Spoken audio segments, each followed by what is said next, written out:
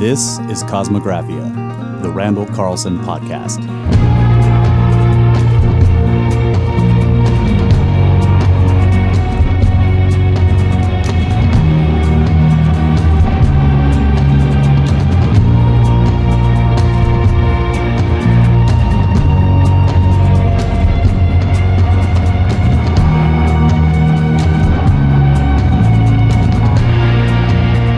Welcome back, ladies and gentlemen, to Kosmographia, the Randall Carlson podcast. And we are joined once again by Dr. Jerome Lesemann. He was with us on episode 47, gave us a great rundown on drumlin formations. And he's joining us again. And Randall, do you guys have an idea what we're going to go through today? We were working on the Scablands. We got to go. As all our listeners will be aware of, we've been kind of following the evidence for mega floods around the continent, and we followed up the Bonneville flood starting in Utah, and we followed its route through the Snake River Valley up through Hell's Canyon, and we introduced people to Tammany Bar, where we find energetic deposits from the Bonneville flood, which was flowing north and down gradient, and we overtopped by slackwater sediments of the backflooding Missoula floods. And then we showed, I think in the subsequent episode, the formation of the Cheney-Palouse Scablands and how that flow that came down that route intersected the Snake River Plain and provided the source of the water that backflooded up gradient of the Snake. Roughly, what did we figure? It was a couple of 100 miles, I think, wasn't it? 150 miles. We calculated it. Yeah, it's pretty close. Yeah. Back to Clarkston, right there at the intersection of the Snake River with the Clearwater River. And then we got into a preliminary discussion about the Channel Scablands formation and the Missoula floods and so on. And we hinted at the possibility of there being a broader explanation for the origin of these great floods, and the possibility that these floods are really part of a much larger complex of terminal ice age floods. And of course, this kind of brings us back to Dr. Jerome Lesemann's work, who's with us tonight, and our discussion we had in 47 with these extraordinary drumlin fields, drumlin swarms that are so extensive under the ice sheets. So we may talk about that some, and I know from our preliminary discussion that Jerome was mentioning tunnel valleys, which is another diagnostic of catastrophic mega floods subglacially.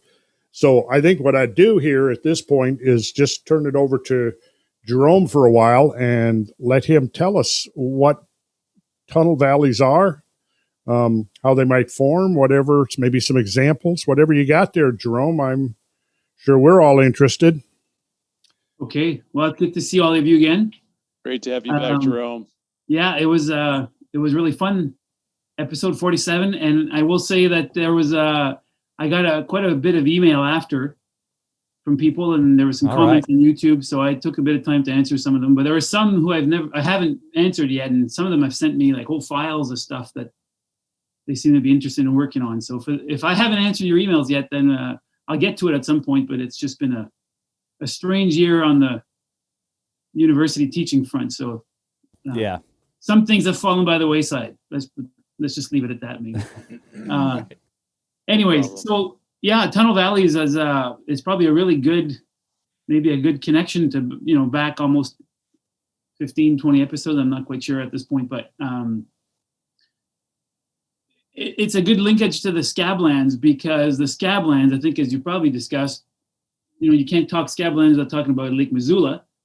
And Lake Missoula, you can't really sort of understand Lake Missoula unless you put it into the larger picture of ice sheets. And so there's this kind of obvious linkage between the Channel Scablands, Lake Missoula, as either the source or one of the sources of water that might be responsible for producing the Channel Scablands. And we'll get into that topic a bit later in terms of the different interpretations of where water might come from in the Channel Scablands. But maybe a way to come back to sort of some of the items we discussed last time is to look at these features that Randall was discussing, which are tunnel valleys.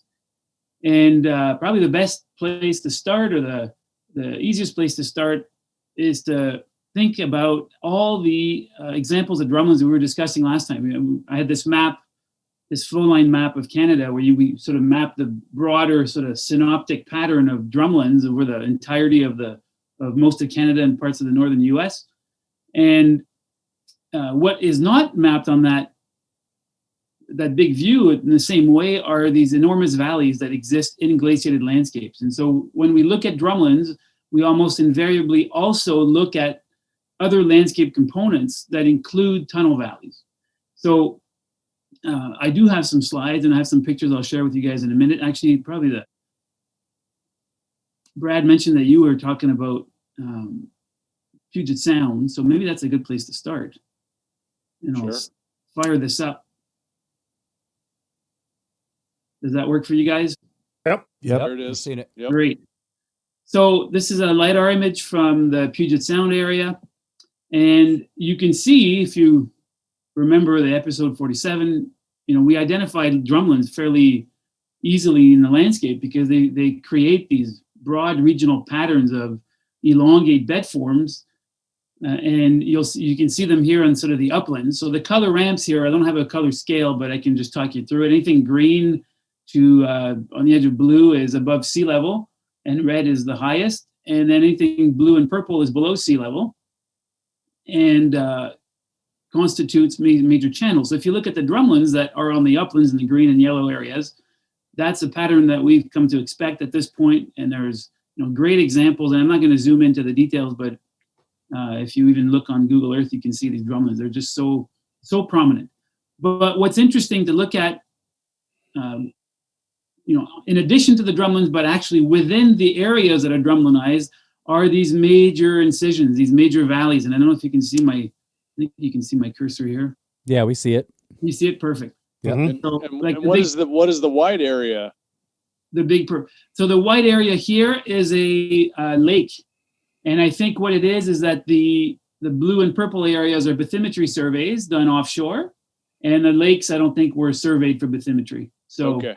I'm not sure what the floor of that looks like, but that's a good point because it's not always obvious what data we're looking at. So it's a combination of LiDAR data that covers the topography, so highlights and allows us to represent the topography as a digital terrain model with a bit of a hill shade on it.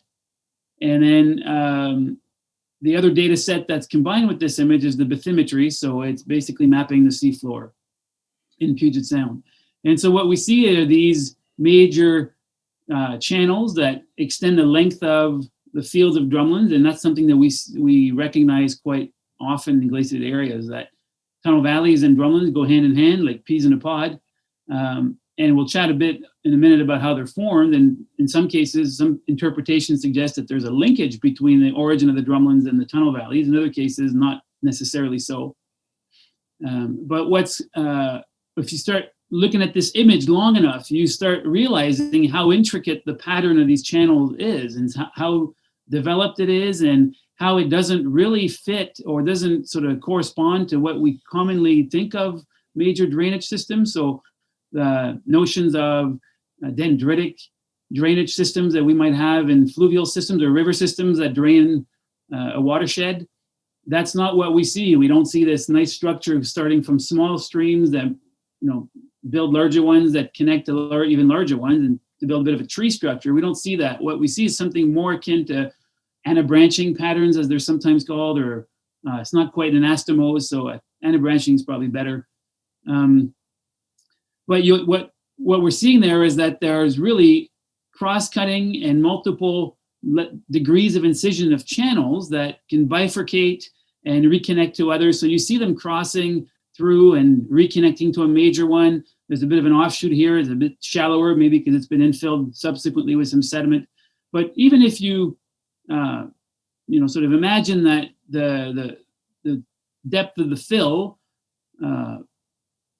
varies across the image, you can actually see the connectivity between the channels, even though it doesn't have the typical organization. This is a pattern that, if you've talked about the Scablands, or if you will again in the future, it's very similar in terms of the pattern of erosion that you see in the channel Scablands, this anabranching and this bifurcating and reconnecting, leaving behind residuals or leaving behind areas that haven't been as incised quite as much as what you have along the channels.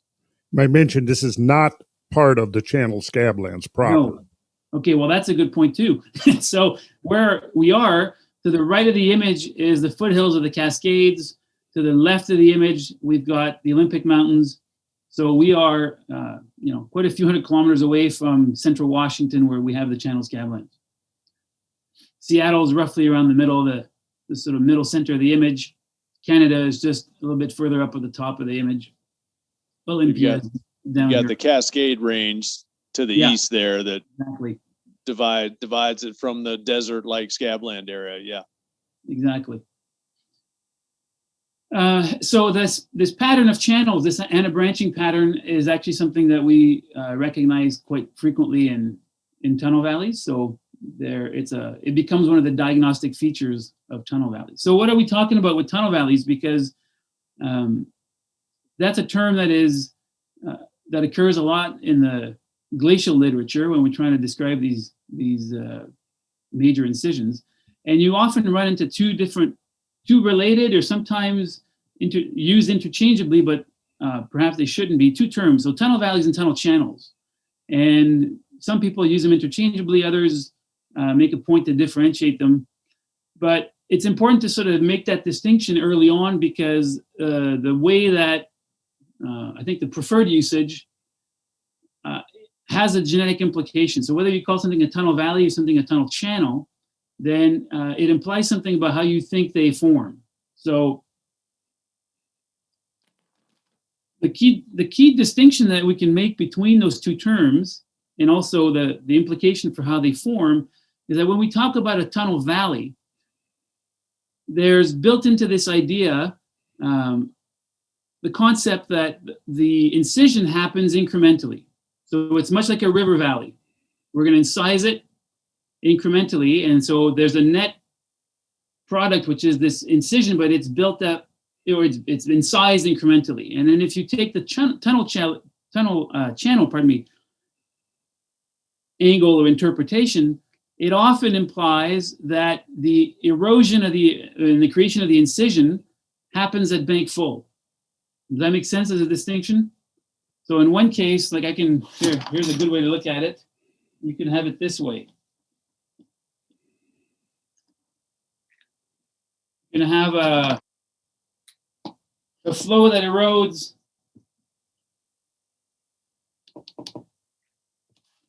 an incision, and it does it at bank full. So right up to the edge of the valley itself, the implication being that it's full of water as it's eroding. The other one, the tunnel valley, suggests that it might be more incremental in terms of its erosion. So you'd be lowering through incision, but in a much more gradual process.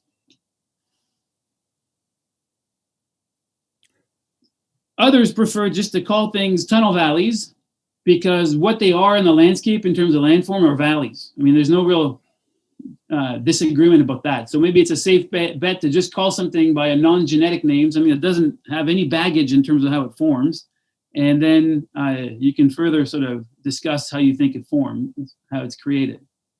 But that brings up the question, or some of the key arguments that have been put forward in terms of explaining how tunnel valleys actually form and what they tell us about the hydrology of major ice sheets. And those are really sort of the key interesting questions that we can get into when we start looking at those glacial landscape and recognizing that there are those major incisions and obviously major evidence of erosion that's happened. So in the glacial literature on tunnel valleys and tunnel channels, there's really sort of two arguments that have been brought forward in terms of trying to understand these incisions. One is that when you look at the image of the Puget Sound here,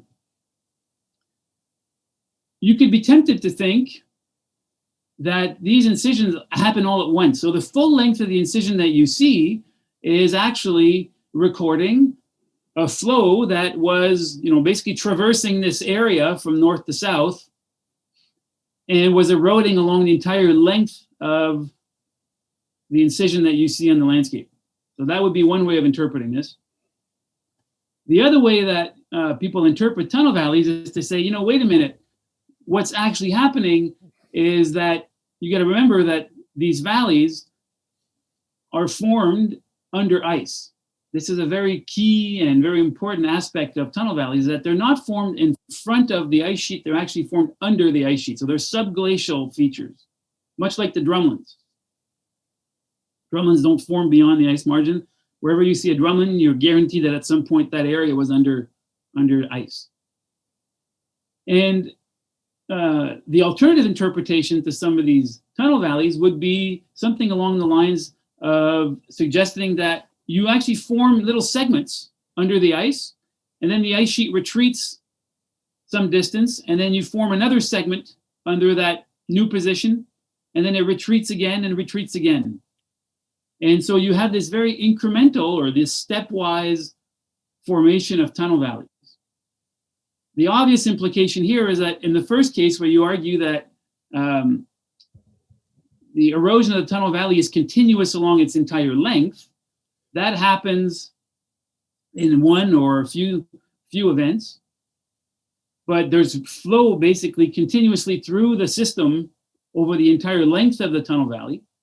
And in the other scenario, the incremental one, where the ice sheet is retreating in a stepwise fashion and you build these little segments that you put end to end to end, you're obviously requiring much less water, and the development is something that might occur over a much longer period of time. Does that make sense in terms of the difference?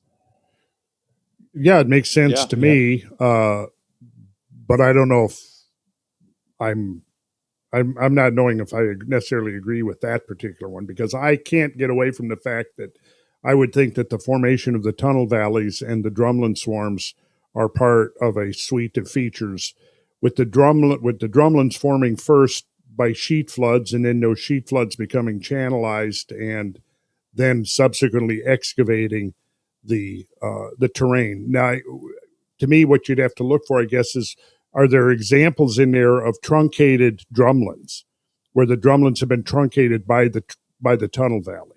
Yeah, there is. So that would lead. Yeah. If there was, that would definitely lead me to lean towards the idea that they're formed not incrementally, but by a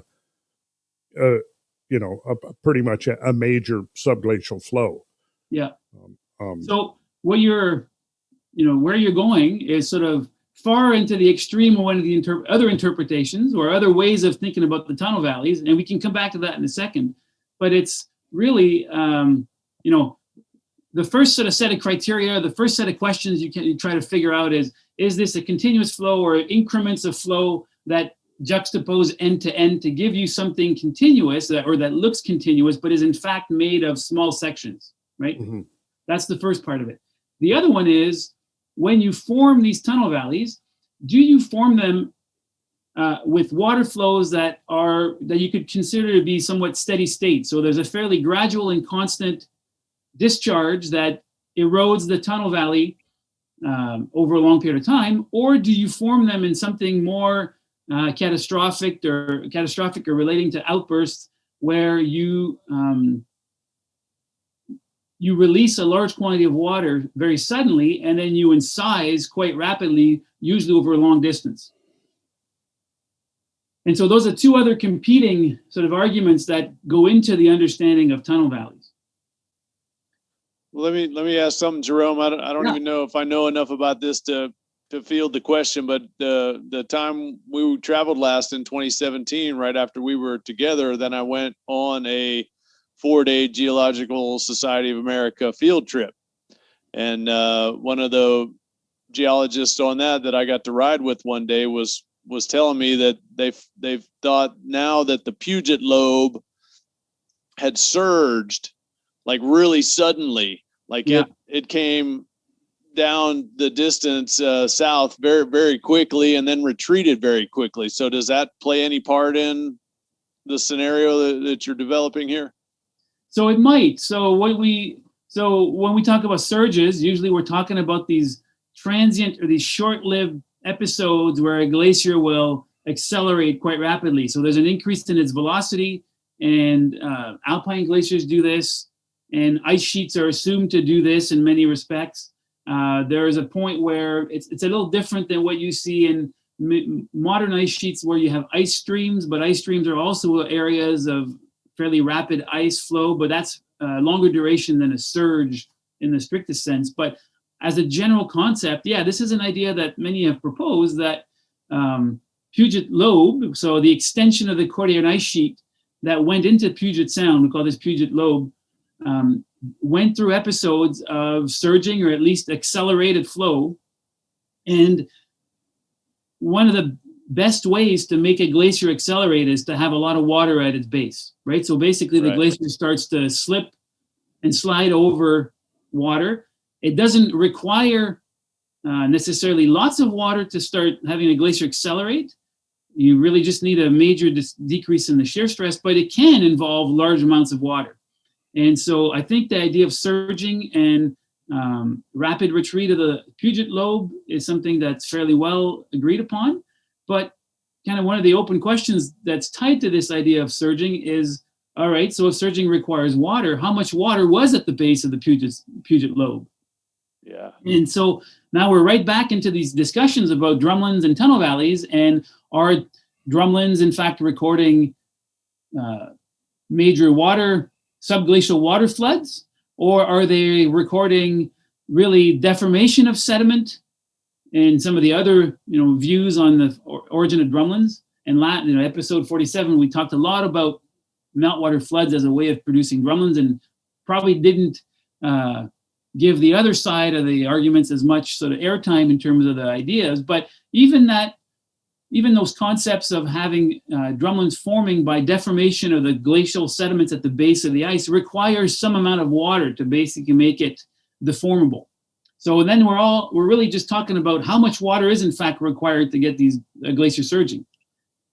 And so in one end, and we're back to kind of Randall's comment, you might be looking at a landscape like Puget Sound and say, hey, I can recognize drumlins, and drumlins might be formed by large-scale subglacial water floods. And certainly John Shaw, who sort of was one of the early and first proponents of this idea, also integrated the landforms like tunnel valleys into this model, this genetic model. So as Randall was saying, it's like, I could imagine a large flood of water going through Puget Sound, forming drumlins, and ultimately these sheet-like configurations of subglacial water tend to collapse. At some point, you can't maintain the sheet forever, and it tends to channelize naturally. And the channelized stage of an earlier sheet flood might well be features like tunnel valleys. So in this model, we're sort of going to the extreme of the quantities of water required to form drumlins and tunnel valleys, and we're seeing sort of this integrated model of both landforms being explained as a continuum of more or less the same process, though a sheet collapsing to a channel and drumlins basically transitioning to tunnel valleys, as we might see there. But that's not the only way to explain it, and that's really where the big debates are in terms of whether or not drumlins are themselves connected to the origin of tunnel valleys, or whether they're completely separate events. So some researchers might argue, yeah, you formed drumlins first on the uplands. Nobody's going to argue that because they're there. We can see them. But you're later on, and usually associated with deglaciation for many major tunnel valleys, because it requires lots of water. So you need to be in a state where the glacier is producing lots of water, and that often corresponds to periods of deglaciation. You're producing lots of water, and that water flowing under the ice is going to have an alignment or a direction of flow that is going to be somewhat like that of the drumlins, because it's just following similar hydraulic gradients, and you're producing the channel. So they may or may not be genetically connected to the drumlins. And that's really, that's a major area of debate in terms of how we interpret the landscape. So is there a way to tell the difference between these valleys being cut incrementally, like you were talking about, versus, larger events, cutting them all at once? Is there geological evidence to look for? Yeah. So that's a really good question. Yeah, they're in theory, at least, we can come up with testable things, right? We can come up with a prediction that we can then use to test to see if that actually pans out or not. Before we get to that, let me just say one more thing about tunnel valleys that makes them tunnel valleys. And that's the fact that many of them, not all, and it's not an absolute requirement, but it is something that if you do see it, it's pretty close to a smoking gun in terms of your interpretation that it is a tunnel valley, is the fact that if you plot, and you can actually do this in your head, but if you were to measure elevation along the length of a tunnel valley, what you'd realize is that quite often they're not just strictly going downhill. They don't start, the head of the valley doesn't start at a high point and end at a low point necessarily. What you tend to see on the long profile, so on the elevation change along the floor of the tunnel valley, is that it goes up and down. Like I'm doing it with my hand, but they're kind of undulating. Sometimes they go fully uphill and downhill again. Sometimes they kind of undulate.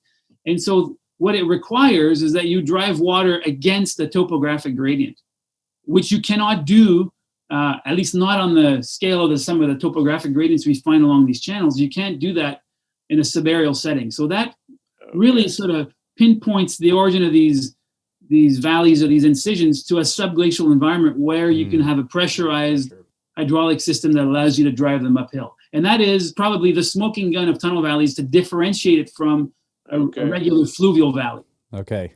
Yeah, that's critical. Okay. Yeah. Good. Yeah, but that does not guarantee that every tunnel valley necessarily has, some sort of convex profile. Some tunnel valleys absolutely reutilize. So during glaciation, we reutilize pre-existing river systems, and they're conveying water subglacially. So technically they are tunnel valleys, but they will not necessarily develop that convex profile just because they're utilizing a system that's already got, a pretty well-established gradient along it.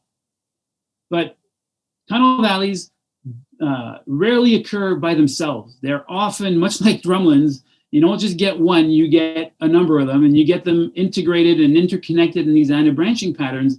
And so if one segment doesn't necessarily show you that there's a convex long profile, other segments frequently will. And so as you integrate them into an anti-branch network, you can use the combination of the evidence that you have to sort of recognize that they're probably subglacial. Now, at the south end of this tunnel valley complex here, what kind of sediments do we find? I presume that there would have been a significant terminal moraine at the south end of the Puget lobe.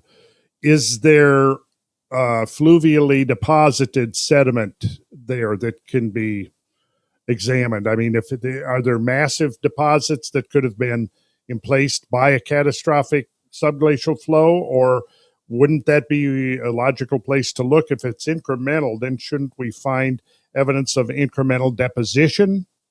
So that's really back to the question that we kind of left hanging is like, how would you test this idea of incremental and stepwise retreat versus one more continuous formation that might well be a bit more catastrophic because it requires more water? And so what you'd expect, the test is really, if you imagine that you have incremental stepping back of the ice margin and you build little segments of tunnel valleys every time that you end up seeing end to end, what you would also expect is that whatever you've removed and eroded along a segment, as you get to the edge of the ice sheet, you should expect to see some deposit, right? So you erode and then you'd expect deposition because presumably, it's exiting the confines of the ice sheet. So you might expect to see some kind of fan feature that would have some of the sediment. And so you'd expect to have like a segment and a fan, and then it would stepwise another fan and a segment. And so the fan would be basically holding on to the sediment that you eroded in the segment that's immediately up ice of that. And then the ice steps back again. So you might have like this sequence of little segments and fans and fans and segments and fans back and forth. Now, that's the prediction you can make. And then there's the reality of being in the field and sorting that stuff out. And that's really tricky because on a diagram, here, I got a whiteboard because I have one in my office, but if we make ourselves a bunch of, I'm going to make like a nice margin and I'm going to make a bunch of stepping back ice margins. And I would have here a fan of sediment tied to... Why don't you stop your share for a second, Jerome, and then we'll be able to see that full screen. So here's an example, right? We have an ice margin and a little fan, and that fan is connected to, I'm backwards, to a little tunnel valley segment. That segment might extend to this point. The ice sheet retreats at some point, and we erode another segment, and all that sediment builds a fan here in this new ice marginal position. Yeah.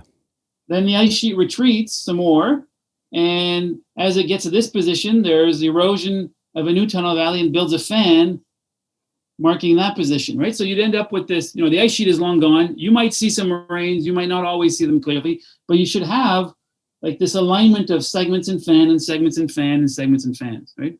Right. The other option to say that if you had a much more continuous origin, you might have a really, really big tunnel valley forming without requiring the stepwise retreat, but you'd also expect a really, really big fan. That was my point right there. Right? Yeah. So presumably the scale of channels and fans should scale together. Big channels should equal big fans, and small channel segments should also equal small fan, assuming that there's no other limit on the availability of sediment or something like that. So that's what you can predict, but then you go in the field and you have to figure out if that's what you're seeing. And often those fans are not going to be organized in this neat, orderly sort of arcuate shape. A lot of the sand and the gravel that you might have eroded is going to be stored within one of the tunnel valley segments. And the other trick or the other complexity is recognizing that as you're moving water through any of the segments, you're also sometimes depositing sediment on the floor. And so your job becomes tricky because you have to then untangle what's actually a channel or a conduit deposit versus a fan formed subsequently at the margin. Does that make sense? Because they're going to have very, very similar compositions and characteristics of material because we're really just sort of reworking glacial sediments all the way through. Right. So it's one of those, I can come up with the testable hypotheses, but then the reality, what you see in the field is a whole other story in terms of, being able to identify these kinds of details. So let's just go back to that slide and then we can. Can I? Okay. Go ahead, Randall. Sorry. Oh, well, I just had the map which showed the Drumlins real spectacularly. Could I show that for just a second? Yeah, you bet. Here, I'll stop my share. I was going to say that they're just everywhere to the west of the Puget Sound there, but it's all covered in forests and trees, and we couldn't really see anything. But it's not really visible on that scale map either. But the Drumlins are everywhere around there. All right, so here I'll start by zooming out, and you can really see the lobate form. Yep. And there's Seattle. We were just looking at this area right in here. As Jerome pointed out, there was Seattle. What is it, Vashon Island? We saw that very clearly. You were saying here was the Anna branching where it splits off and rejoins.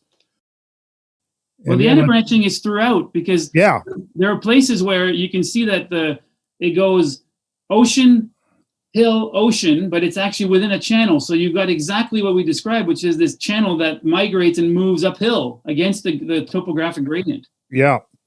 And here was a shallower one that you were pointing out. Yeah. But look over here, you can see the Drumlins. Oh, yeah. Man. There they are. Look at that. Look at that. Yeah, those are just spectacular. Yeah. But you can't really see them from the ground too much because it's all forested in there. But this is what if you stripped away the forest, this is what you would see. Yep, exactly. So, again, it brings up the question to me. Yeah. If the Drumlins are, I think we can safely assume the Drumlins precede the tunnel valleys. Yep. The question is how much lapse of time between Drumlin formation and tunnel valley formation. In a catastrophic scenario, it's a very compressed time scale. Yeah. It's the same event. It's the same event. It's the same event. Yes, it's the same event. Yeah. Early and late in the event. if you have one of these, like the Lobe surges or the glacial surges, and it really picks up speed, don't you think that would liquefy that high friction surface where it's connecting with the ground? Like, wouldn't there be a lot of pressure melting in that process? Well, if it's got enough water and it's detaching, because the water's under pressure, so it might be lifting the ice in a few locations. And at that point, it's just skating right through, right? It can accelerate quite strongly. And what's going to limit, where it goes is just the strength of the ice itself, right? The tensile strength of the ice and the tendency for. So often during surges, you see ice crevassing because it's under tension, it's being pulled apart. Because of these areas where the ice is no longer in contact with the bed, and so is able to accelerate quite rapidly. So I don't know if it would transfer that much stress down into the subglacial sediments to liquefy it, because it's actually, in a few spots, it's detached. So basically, this is all, any meltwater here is going to be pretty much draining the Fraser River catchment basin. I would like to see the bathymetry of this. What is it? The Salish Sea? Yeah. Yeah. I bet you that would be quite revealing. If you get yourself into, actually, click the satellite button on your map, and you'll see it in a second. Ooh, yes. Okay, do I need to reshare? Look at this. Oh, my God. Can you guys see this, or do I need to reshare? Yeah, we see it. We got it. Oh, okay. Stunning. So it's a continuation of the same channels, right? They're underwater. And in the Puget Sound, there's been lots of bathymetry work, but this is really just an extension of the northern extent of some of those channels. Oh, yeah. Look at this. Wow. Oh, man. Yeah, there's a lot going on, and I'm not sure that it's entirely clear what was going on, but those channels are pretty impressive. This gives kind of the Butte and Basin topography of the Scablands almost. Yeah. Let's see. What is the depth here? Do we know? Let's see. I don't think you can tell on Google Maps or Earth that way. No, if I recall, it's probably within 250 to 300 meters. So it's probably within 1,000 feet. So it would have been still below sea level, even at during the late glacial maximum. Some parts would have been, not all of them. So a good part of the Fuca Strait between Vancouver Island and Olympics was dry. There was ice grounded through there. Yeah. Only on the edge of the continental shelf would you have really enough water to be still in marine conditions. Yeah, this is like classic amazing. Scabland. This is the typical Butte and Basin right here. Yeah. Wow. Yeah. Wow. Okay, I'm going to stop my share and turn Actually, the screen. If you can keep sharing, go down to Olympia, and we can answer your question about what happens at the end of the lobe. Okay. So that area does not have a super prominent moraine. So it doesn't have a single sort of major ridge of sediment. What we do see is lots and lots of evidence of channelization. So and it kind of makes sense that we see, if there's water moving through these tunnel valleys, however they form, that water has to exit and continue somewhere. It can't just, right. So there's an extension of that. But what we also know is that there were some lakes forming. So there is some ponding of water at the ice margin, and there's some pretty big deltas that were built up in these temporary lakes. And actually, do you know who did this work?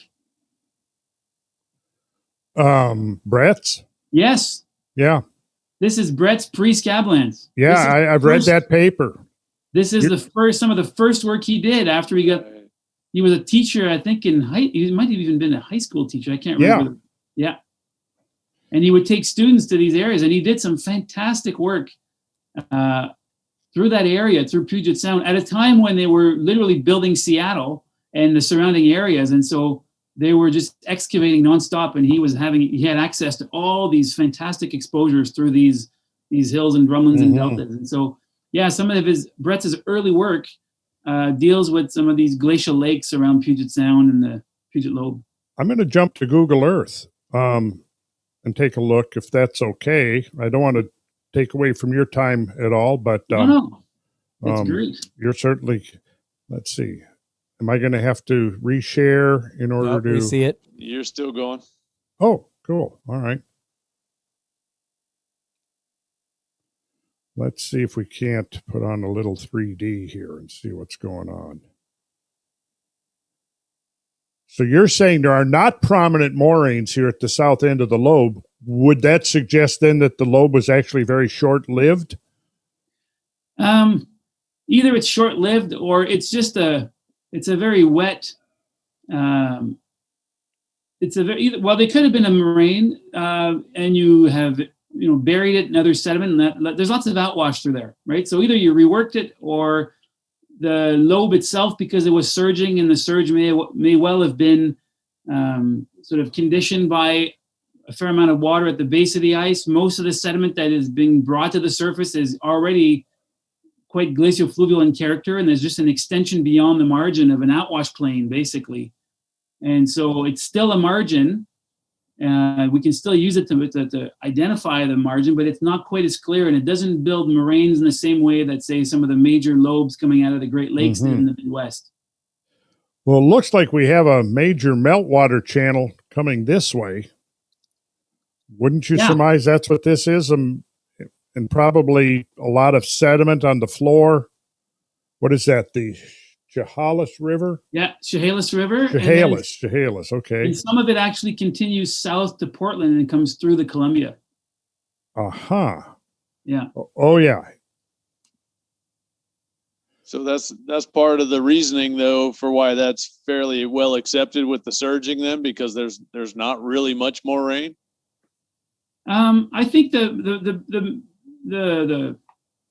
surging argument is mostly supported by the presence of these tunnel valleys, and that they record water, varying amounts of them depending on how you interpret them. But this is part of the idea, is that they record water. And yeah, maybe there's a lot of outwash too. There's a lot of outwash near the margin and beyond the margin. Well, if you had discharging sheet floods from the margin of the lobe there, would that not tend to disperse any moraine that was accumulated there? Yeah, certainly probably would. That seems like a reasonable possibility. Yeah, it looks to me like there's a whole series of channels that would. Do we know where the actual terminus of the Puget lobe was? Has that been identified, the southernmost extension? Yeah, it's identified loosely. And actually, if you stop your share, and I'll show you another one. Yeah. Then we can actually get right to that question. All right. Could this be a morainal ridge right here? I think that's too high, and I think these are sort of part of the hillsides and a bit of it's bedrock mostly. I don't think that's the. Okay. Well, I'm going to stop share then. Too high, like too far north? No, topographically too high, and I think you're getting into sort of the hillsides that kind of confine Puget Sound and the Olympic Peninsula. So it'd be farther north of there then. If it's a bit further, the moraine would be a little bit north and west of that. Okay. Let's just deal with this first question. I'll show you this great site. This is the Washington State LiDAR portal. And they have a great viewer where you can actually see a lot of the LiDAR data. So, the question of where's the moraine is actually a really good one, because it doesn't jump out at you. What we're seeing here are, and I haven't zoomed in enough, but I think you can sort of make out the fact that there's the drumlins that we're seeing, and these flat areas these are basically the tunnel valleys, but we're just not seeing bathymetry, right? So it's basically treated as an elevation 0 surface, because that's sea level. And then we're going beyond it. And so the best way to know that you're under the ice sheet still is if you see drumlins. As long as you're seeing drumlins, you're under the ice sheet. So we're seeing drumlins, and suddenly they become less and less prominent, but they're still present. I mean, I've got still residuals here of streamlined landforms of drumlins. Yet you can start seeing how much channelization has occurred through here. So you can see that there's great big expanses of what are probably outwash. They're pockmarked, so they had ice blocks that were melting. So these are kettles, those little depressions, these little rounded depressions here. So you got a picture that you were delivering lots and lots of outwash, sand, gravel, lots of meltwater, and also chunks of ice, and they get partially buried in the sand and gravel, and ultimately they melt. And so as they melt, they leave behind, the volume of the ice is gone, and so you're going to get this depression that forms. Let me ask a quick question. Yeah. These drumlin-shaped forms that you're seeing down the earlier or the lower margins of the ice sheet, are those like pre-drumlins? Are these drumlins in stages? Or, I mean, you get these streamlined forms, but they're not quite drumlins. Yeah, so I'm using drumlins, but you're probably right that we should call them streamlined forms. But the reality is that under the name drumlin, there's really a whole range of different shapes that fall within that broad category. So more accurate to call them streamlined forms, but that's kind of a mouthful. So I just go. My question is, are these like the earlier stages of drumlins? Oh boy, man, you're opening another can of worms. But yeah, so you're asking that's a very interesting question. Is that are there sort of really distinctive relationships between the shape of a streamlined form and like a stage of its evolution? So does it start off really as an incipient form that's kind of a hint of something streamlined, and does it grow into something much more better defined? Or are the different shapes recording different flow conditions? So in a Shaw model, they might record slightly different hydrodynamic conditions, but in other cases, people would argue that those really long, skinny ones record fairly intense deformation of the sediment at the base of the ice when the ice is flowing quickly, when it's streaming, versus more stubby ones where they're recording slower flow conditions.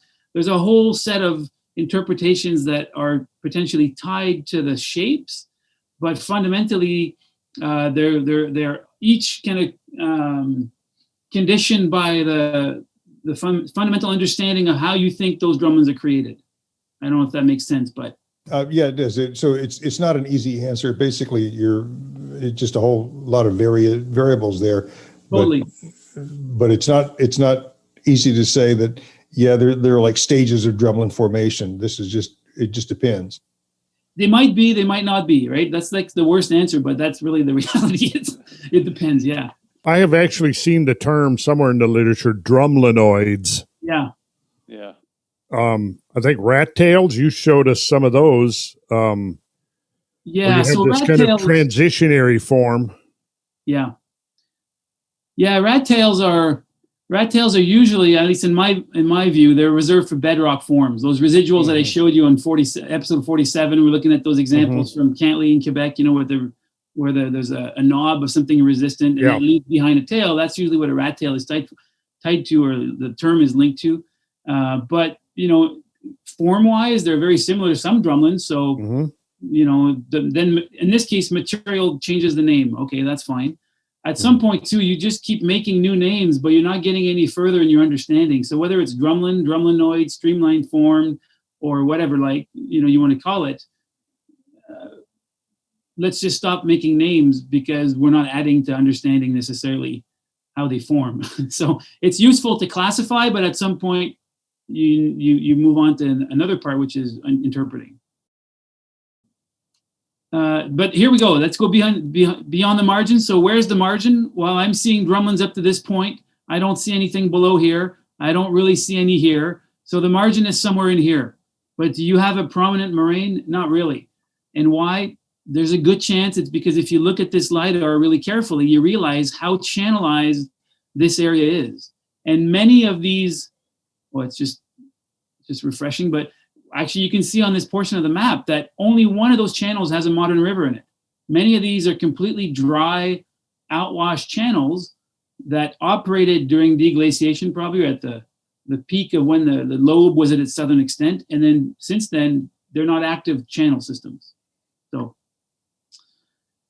a bit of a mystery, but a set of really interesting questions that you guys are asking about what's going on at the southern margin of the Puget Lobe, because clearly there's lots of evidence of meltwater, and Perhaps that's linked to the tunnel valleys. Perhaps it comes after as we deglaciate. And could it also be that, like in the mountainous areas there, that maybe there was just a lot of rainfall at some point that obscured any moraine that might have been in that area? I suppose there could be, but then you'd have to ask yourself, why is the rain preferentially selecting a moraine to erode rather than all the drumlins around it too? So if rainfall is going to really be a major landscape altering mechanism, then it should do that pretty evenly across the whole area. So we might not preserve the drumlins as much. Now, here's a question. Is it possible that you had significant supraglacial discharges from the ice sheet under some kind of a melting event, which, of course, once it descends down the slope of the ice margin, it's going to be quite erosive, that it could then obliterate the drumlins, or at least obscure them, or that's what I'm getting at. Is it possible that there were supraglacial floods in addition to subglacial floods? I think, didn't Shaw at some point talk about supraglacial floods preceding the subglacial, that there was reservoirs of meltwater, surface meltwater, that then gained access to the base and possibly created the Livingstone Lake drumlin swarm? I seem to recall one of his early papers talking about that. Yeah, that's certainly an option. Okay, so it's not out of the question then. No, it's actually probably, it's one of the easiest ones to argue in favor of, because we observe that today in Greenland. Like the Greenland ice sheet is actively undergoing deglaciation. It's melting back, and it's seasonally producing lots of water that is, or a large proportion of it is pooling seasonally on top of the ice. And yes, it does connect through crevasses to the bed and then drain subglacially.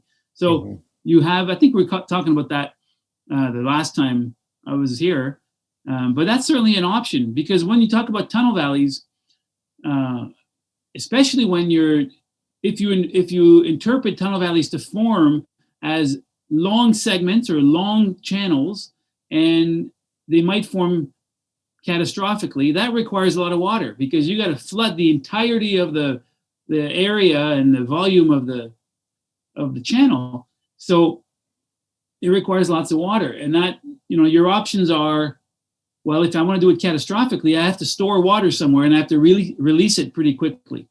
So I can store the water perhaps subglacially, or I can store that water on the surface of the ice sheet, and then I can have it root itself through the ice to the bed, connect at the bed, and start eroding that tunnel valley. And that, as it does that, it may or may not, it's hard to say, but it could connect to a subglacial reservoir of whatever size it might be. But when you look at, for example, if we put that into the whole discussion that we've having about Puget Sound and the Puget Lobe, the idea that the Lobe is surging and that the base of that glacier is fairly wet over large areas and the ice can detach and decouple, why not have some storage of water at the base of the ice? And then why not have surface water draining to the bed and connecting? I don't think it's overly audacious to go that way. And I don't think it's unreasonable, simply because we can observe it today. We observe that in active and modern glacial environments today. So that's a good mechanism to do that if you had to. The question is always, like, how much water are we dealing with, right, at once? Which is kind of an open one. I was going to ask you to point any of them out if you were looking at that may be the terminus of the Lobe. Were there examples of tunnel valleys or tunnel channels in that last view we were looking at? Okay, so let me go back to it then. Because it's got to be like the drumlins. It's under the Lobe or under the ice, right? So there may be little evidence there, but were there examples right there that we were looking at? Well, we were looking at some of the channels in here. We don't see the contrast quite that well. Right. But maybe if I go back to the initial colored hillshade real quick, we can probably see it. I was remember one of the previous times we talked about it, I think Randall defined that, one of the ways, I guess we were looking near the Finger Lakes, Yeah. You know, that these tunnel valleys have steep sides and a very flat bottom. Totally. That's one of the ways to distinguish them, right? So I was That's just right. gonna try to point some of those out on the maps that you were using. I see. Okay. So yeah, and much like the Finger Lakes, there's the Finger Lakes that you see today, as in there's an area that's full of water. And then if you look beyond it, you notice that the valley pattern that the lakes occupy today actually extends well beyond the modern lakes themselves. They extend south into New York State, and they actually also extend northward towards the southern margin of Lake Ontario through a drumlin field. So you get exactly the same set of landform relationships of drumlins and tunnel valleys that are anabranched and valleys that extend beyond the immediate sort of flooded lake areas today. And you have exactly the same problem in the Finger Lakes, and that is to say, where's the margin? Where's the southern margin of those Finger Lakes in terms of a moraine? Because very quickly you find yourself draining into northern Pennsylvania, and you don't have, you have valley systems from the Appalachians that start taking over. And there is a moraine in one of the, or around some of the Finger Lakes. I think it's called the Valley Heads Moraine. Valley Heads Moraine, yep. Yeah. And so that one is also a very outwash rich system. And it kind of forms maybe a bit more prominent on the Puget Lobe, but there's a lot of parallels. So what we're describing here is something that we can see in many different glacial settings. And we're talking here Cordilleran ice sheet and the Valley Heads and the Finger Lakes, that's Laurentide ice sheet, but similar patterns. I'll just finish two slides. You want to see how prominent and how important these tunnel valleys are? There's an example here of. Oh, I was hoping you were going to show Minnesota. Yeah, so tunnel valleys around many of the termini of the ice sheet around the Midwest and the Great Lakes. So you can see all the black little segments are tunnel valleys. And you notice that they are frequently radial, so they kind of splay out near the margin, very much like the Lobe likely did. Some of them are mapped as really long, continuous segments. You can see that around the Huron Lobe, but then the other places you can see that they're mapped as very small segments.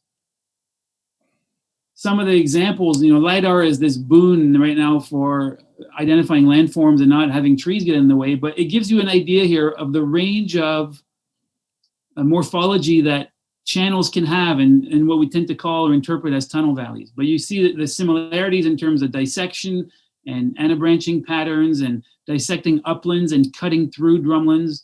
This is sort of like, that's the signature of tunnel valleys, across glaciated areas from the Pleistocene. And then I'll keep a couple more slides. So there's an example of the interpretation that we're talking about. Do you look at the tunnel valleys as a bunch of little end-to-end segments, or do you think of them as very continuous conduits? All interpretations occur from different workers at different times, but this one probably illustrates it fairly well. So the blue ice margin, or the dark blue, is linked to the dark blue conduits, and then the erosion of the dark blue conduits leaves a fan at the mouth of the tunnel valley. But then if you have the ice retreating to the light blue position, then there's a set of light blue conduits that build a fan, and then there's an even lighter blue, and so on, right? So this is the stepwise idea of ice retreat and stepwise formation of tunnel valleys. But in other cases, some people might just be interpreting it as a very long continuous conduit. And as we said early on, but maybe it's probably a bit clear now, those two interpretations have very different implications for how you understand the hydrology of the ice sheet, because one requires lots of water releasing more likely catastrophically. The other is probably more incremental in its production and release of water, and also in the erosion and stepping back over time of the margin and the conduits that are associated. There's another example. This is from Michigan, Saginaw Lobe. So we're basically in the low spot of the Michigan thumb. And you're seeing here elevations again, so dark red. You can see the continuity of these channels and the patterns, this anabranching. You can see that some of them don't actually connect today. The stream split across the divide, but the channel is continuous across the divide. So that's more this idea of these convex profiles of tunnel valleys. And then of course we're looking at the margin, but the tunnel valleys which is equally interesting, they're actually present on the floor of some of the Great Lakes, or at least, when I say tunnel valleys, that's an interpretation, but there are major incisions on the floor of the Great Lakes. And so we're looking here at bathymetry, and you have an idea here of the depth in meters. So if we're looking at Lake Superior, we're looking at erosion at a depth of probably about 300 meters below sea level. And if I need to flip back and forth between some of these slides, but if you picture this slide with the major incisions on the floor of the lakes, and we go back a couple slides here, you realize that, there they are. So there's continuity. There's continuity between the incisions that are on the floor of the Great Lakes to the areas that separate the Great Lakes and continue southward. So from the standpoint of patterns, that's quite intriguing. We're potentially looking at, very active and integrated hydrological systems under the ice sheets. And then, of course, the interpretations diverge there. And some might say, well, I'm going to connect all these into one set of events, and I'm going to require enormous amounts of water to do this. And others might say, no, actually, I think we can do this incrementally in little steps. I'm not going to offer you a definitive answer because I can't on that one, but those are some of the questions that people wrestle with when looking at tunnel valleys.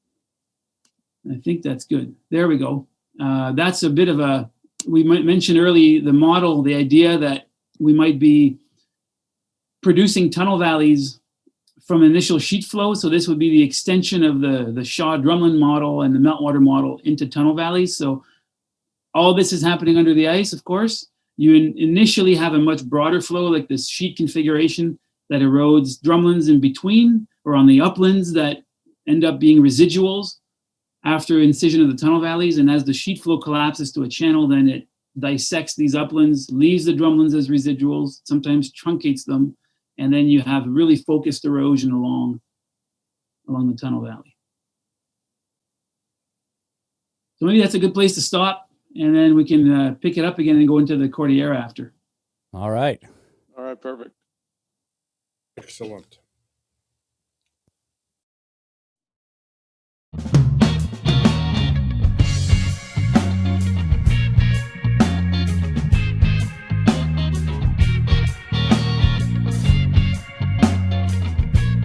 Welcome back, ladies and gentlemen, to Cosmographia, the Randall Carlson podcast with Jerome Lesemann.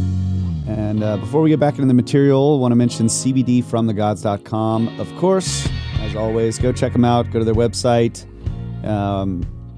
Our promo code is RCShipsFree. So if you order something, put that in. You'll get free shipping.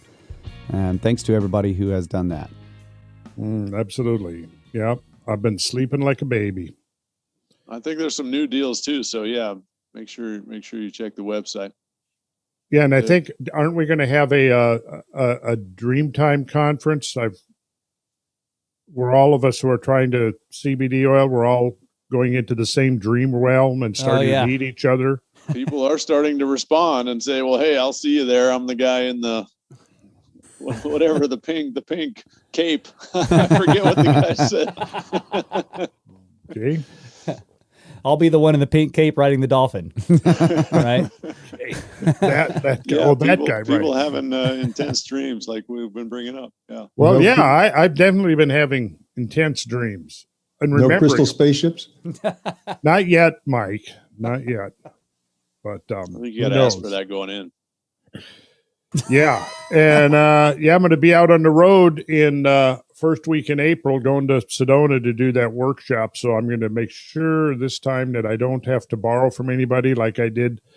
You saved me on our trip to Sedona last October. That's because right. I didn't bring the CBD, so I consumed all of yours. That's right. Mm-hmm. Yep, we're going to put it to the test. Take another road trip out to Sedona and make sure Randall can sleep. So we will have the CBD from the gods for Randall. Yeah, I mean, that's the only reason we're going there, just to see if I can sleep. Just to test it out. Wait a second. Yeah, and I got a shipment today. I haven't even picked it up, but I got a sample of the gummies and more oil to ease my sleeping too, because it's been a stressful time and I've run out. So yeah, I'm anxious to go pick mine up in the morning. Well, on our last episode, I showed, in fact, I even ate one live on camera. I ate one, science. right? I showed that how audacious I am, willing to take risks. Yep. So there we had it. I showed you, I opened it up. It was completely full, right? Yeah, the little multi-flavor wedges. Wait a second. Whoa. I have not been the only one. I'll just not. say that. Okay. That's why you kept forgetting to share your screen. That must be. You got it. No, it says right here, it doesn't make you high. It's Okay. Well, okay. Disclaimer: it is more than 1 week later than the previous show. Yeah, it is. Oh, yes, that's true. No, I've been eating about one a day. During the middle of the day, I pop one, but Julie's been eating them too. So I don't know how many were in a jar, but 30 count. Okay, so lasted us 2 weeks, I guess, a couple of weeks. Yeah. All right. Well, CBDfromthegods.com. yes. Yep. I'm ready to get back to tunnel valleys, drumlins, channel scablands, Cordilleran ice sheets, Missoula floods, ice dams, whatever. So I've got some maps ready to go. If you want to talk, or if you've got slides, of course, Jerome, we can go with you got. But I've got. When Jerome, I'm sorry, Randall, we didn't do much of an introduction for you, but if you want to talk any about Vancouver Island University or what you do as a professor or what you're studying now, I mean, we can certainly take a detour to hear more about you personally. Sure. I mean, if that's interesting to people, I don't know. I'm happy to just sort of put a little plug in if need to, but Might as well. Sure. Yeah. The people are wondering, well, who is this guy they've got on there? You know. Yeah, they want to come learn from you. There you go. Sign up. Once they open the border. Yeah, we're always right. We're always trying to inspire new potential geology students. Yeah, that's a hard sell, man. I don't know why, but it's a hard sell. It seems like. Well, you guys have been introducing me, but my name is Jerome Lesemann, and I teach at Vancouver Island University, and it's a small university on Vancouver Island, Nanaimo, British Columbia. It's a really nice little place. This year we've been largely online, as most schools have been, but we run a full earth science degree program here, and I teach a bunch of different courses, including some that are directly in line with what we're talking about tonight, which is the Quaternary and glacial processes. But I also teach other courses in terms of sedimentology and stratigraphy, so understanding processes and products tied to sedimentary processes. And I teach a course in groundwater, or hydrogeology as it's sometimes called, and a slew of introductory courses for people that just dip their toe into earth science and try to learn something new, or sometimes have to take science requirements and want to try their hand at that field. And then we also have some upper level courses for, I guess you'd call them seniors in the US, but we don't use exactly that same parlance. But courses in a range of different topics. We're all fortunate here to live on in proximity to fantastic outcrops of all kinds of rocks that tell all sorts of really interesting stories that go way beyond just the last glacial period. So there's some fantastic examples of outcrops on some of the islands in the Strait of Georgia that record Cretaceous age submarine fan deposits. And I spent a lot of time there with students looking at rocks and trying to understand what they tell us. And it's just a really, really great place to do it. And we're lucky with the climate, because as a good part of Canada is under snow, we're usually wet with a bit of rain, but spring is sprung here already, and we're in the field. I was in the field last Saturday all day with students, and it's just a really, really neat place to do geology, because it's really, really interesting. So my interests are kind of broad, but really my training. Sorry, Randall, I interrupted. No, it's okay. I started, and I did a lot of work mostly in the Quaternary and glacial field. And so I've done a lot of work in the interior of British Columbia and also in Washington and various parts of Canada. And I had recent projects still in the interior of BC, but also in Arctic Canada, looking at features that are called meltwater corridors, but that are really tunnel valleys. Bottom line, they're a different name for a feature that is very similar, that contain big eskers, enormous eskers. And we're kind of trying to piece together and unravel stories that turn around the same questions. Basically, are eskers formed in great big continuous channels under the ice, or are they formed in little increments that end up stacking end to end? And are the corridors, which are like tunnel valleys, formed in similar ways or not? So those questions go beyond just Puget Sound. They're kind of across ice sheets, because those are some of the big conundrums that people are trying to figure out. Well, then maybe we could kind of segue a little bit into some of the alternative explanations for the ultimate source of the Scablands,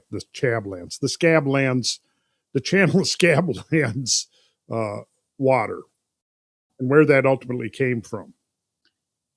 Yeah, so I think what you're referring to, and you mentioned at the start, is that in 1999, a group of us, John Shaw and a group of people that were students and colleagues, we wrote an article that's called Back to Bretz. And it was a paper that at the time was suggesting that there were potentially alternative sources of water for the channel Scabland. So the story, and it's still largely the story, is that Glacial Lake Missoula is the primary and sometimes only source of meltwater that creates or is responsible for some of the significant erosion to produce the channel Scablands.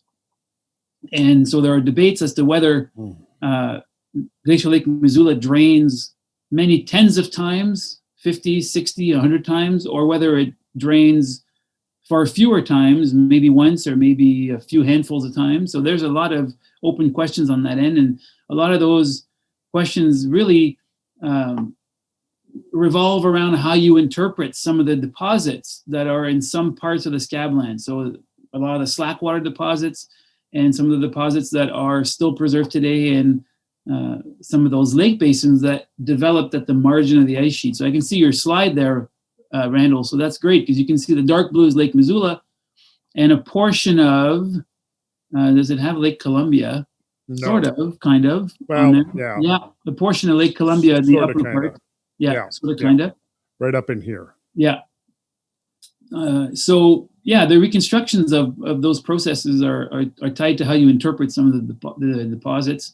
And increasingly now there's some geochronology data that is really helping to resolve some of those open questions. But then at the time, and I think still relevant, is the question of how many floods there are, but also what are the sources of water that are responsible for the Scablands. And the angle and the argument that we had put forward was that Missoula, or Lake Missoula, is not the only source of water, but there's also other water that's released from the other parts of the Cordilleran ice sheet, in particular Okanagan Valley.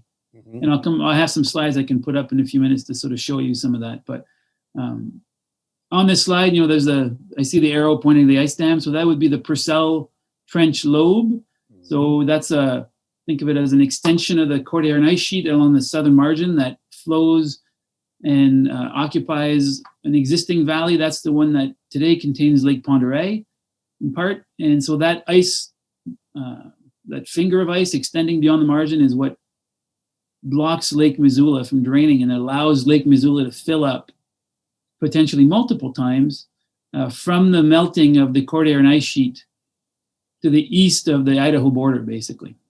So that portion of the Cordilleran ice sheet is melting, and that water is pooling within the valleys of northwest Montana, and then the water can't flow naturally through the Clark's Fork River Valley because the Purcell Lobe Trench is blocking it. And once in a while, we overcome this dam, and it bursts through it, and then Glacial Lake Missoula drains, and as it drains, it partially flows into or decants into Lake Columbia, and then that makes Lake Columbia overspill and then starts to flow onto the Columbia Plateau, the flood basalts, and the less cover of the Columbia Plateau where we've eroded all the major coulee systems.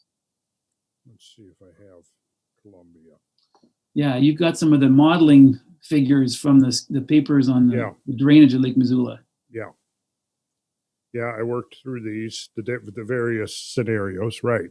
The paper back, it was called Back to Bretz, in part because one of the arguments we put forward was that there were two really key things in there. One is that there was no real need to invoke many tens or many dozens of drainages of Lake Missoula, which is a point that Bretz had made early on. He was a proponent of very few floods to explain the channel Scablands. And then the other aspect of that Back to Bretz statement is the fact that initially, of course, this is the whole story between Bretz having all this great evidence in the field of erosion and deposits and enormous bed forms like the ripples in Camas Prairie. Actually, he wouldn't have Camas Prairie at that point, but he had the ones at Crescent Bar. Mm-hmm. And but being unable to explain the source of water that would create all this erosion. So Lake Missoula is not in his line of sight or in his thinking yet. And so initially, Bretz actually invoked water sources coming from British Columbia. So from the Cordilleran ice sheet, and the northern extents beyond the northern extent of the channel Scablands, but what is effectively the southern margin of the Cordilleran ice sheet into British Columbia. And one of his thoughts was that there was volcanic eruptions happening under the ice that then melts portions of the Cordilleran ice sheet, and that generates the water that's required to then erode some of the coulees that we see across Columbia Plateau. So the Back to Bretz statement was kind of linking back to some of those original ideas, because one of the propositions in the article is that valleys like Okanagan Valley are major conveyors of water, and that water is contributing to eroding the channel Scablands. Are we seeing this? NASA? Yeah. Okay, good. Well, yeah, so I point out here that this represents the margin of the Okanagan Lobe right here. We don't have the Purcell Trench Lobe, but it would have been right over here, I think. And this is Grand Coulee, and this is Moses Coulee. Now, one of the things that I've always thought as I just look at this is, to me, it just seems like a stretch to try to source the water for Moses Coulee over here in the, discharging them to Clark Fork, because I'm having a hard time seeing how that water would have been conveyed from there over to here without leaving a very distinct pathway, a very distinct channel. And also the question would be if there was a sequential creation of these forms. You couldn't have had Grand Coulee here. In other words, Moses Coulee would have had to have preceded Grand Coulee, because any flow from Lake Missoula is going to get intercepted by Grand Coulee and diverted south. But when you look at this, it looks to me as if Moses Coulee, really, the head of it is right here, Jameson Lake, and it looks to me like it's basically discharging from beneath the Okanagan Lobe. And what we saw on our trip, Jerome, kind of confirmed to me that, we look at the Omak Plateau up there and we saw the whole thing was drumlinized. Yeah. Right? So where did that water go? So if you want, I've got an entire slide deck that is all about that exact question, because I gave a talk at the Central Washington University in Ellensburg a couple of years ago, and exactly that. That's been a question that's been niggling at me for a long time. Well, do you have that slide deck handy? Yeah, it's right here. So if you stop then share, let me stop my share and turn it back over to you. All right. You guys see that? Yep. We'll start there. This is actually from Bretz's 27 paper. That's probably a good place to start. Sure. So Bretz is lacking a water source, and in one of his early papers on the channel Scablands, he has this statement in one of his final paragraphs, and then he's basically arguing that from his work in Washington and BC, because he did go into British Columbia to do some of the early work, on the Scablands. So the Scablands strongly suggest that basaltic flows, so this is where he's talking about volcanic eruptions, were extruded beneath the Cordilleran ice sheet to produce the Great Flood. So early on, he's a proponent of having subglacial volcanic eruptions that melt the ice sheet, generate lots of water, and release that water into the Channel Scabland area, into the Columbia Plateau to create the erosion. So I'll skip some of that real quick, but really, he's all about, without calling him that, but his thinking is entirely along the lines of outburst floods and Yokel Alps and glacial volcanism. And, the big controls from the glacial hydrology of the Cordilleran ice sheet to explain the Channel Scablands. So here's another way of looking at it, and maybe to position ourselves. This is the ice margin the margin of the Okanagan Lobe. What you have here is Lake Columbia, and you have portions a bit further into Lake Missoula. And we're going to just sort of focus on this area in the upper portion of Omak Plateau. So this is the area that we went on when we met up in BC. We were up on Omak Plateau. So this is the Columbia River. This is just north of the Big Bend in the Columbia. So when it makes a sharp southward turn, and it's going to continue southward until the Tri-Cities. So this is an area that would have been entirely under the Cordilleran, the Okanagan Lobe, the Cordilleran ice sheet at the time. You guys will remember these. So what's interesting in that area is that on Omak, we find Scabland features that are identical to those we see in the Channel Scablands, except that they are arguably under the ice, right? So every channel or every Scabland feature, so the cutting of coulees into basalt, for example, and really sharp sides to coulees. And again, this idea of anabranching coulee patterns or channel patterns, and the dissection and the residual little hills and knobs between major coulees, that's what defines the Scabland landscape. And that's a landscape that is typically considered to be in front of the ice, right? There's no talk about having this forming under the ice, yet in areas that are under the ice, we see a very similar landscape, which may be a clue or may hint at the fact that some of that Scabland topography on Omak Plateau and other parts actually forms from water flowing under the ice, not purely in front of the ice.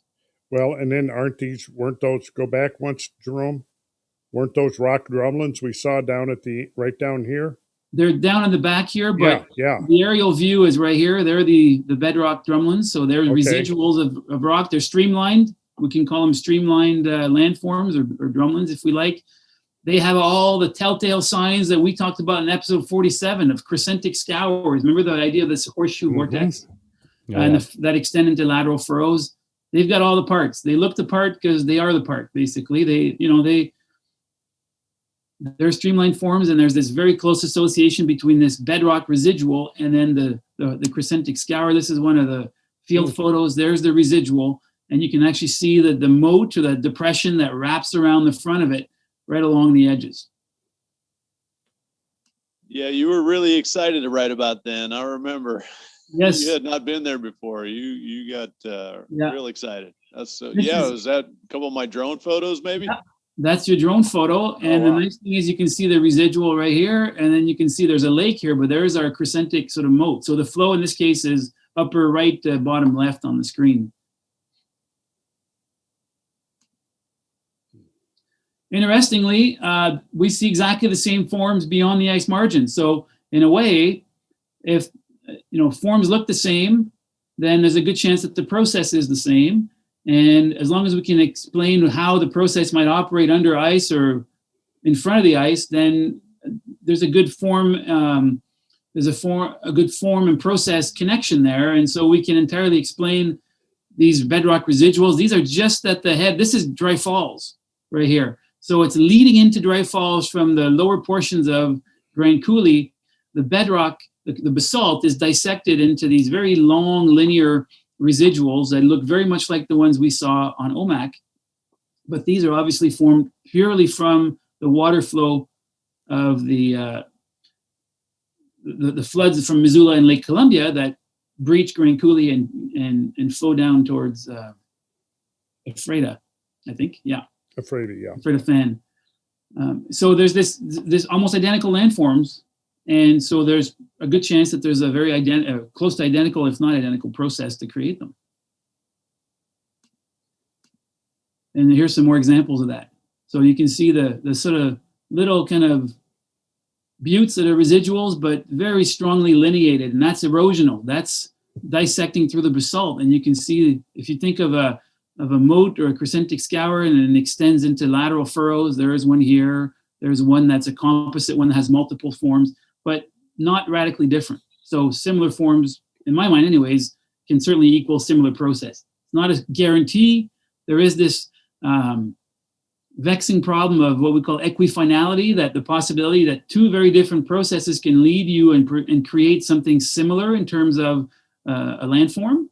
And that's always something to wrestle with, but at some point you can sort of build on the weight of evidence that points you towards one direction more than another. But to be fair to the process, we need to consider that equifinality in terms of producing landforms. But one possible interpretation is that both of them are formed by water.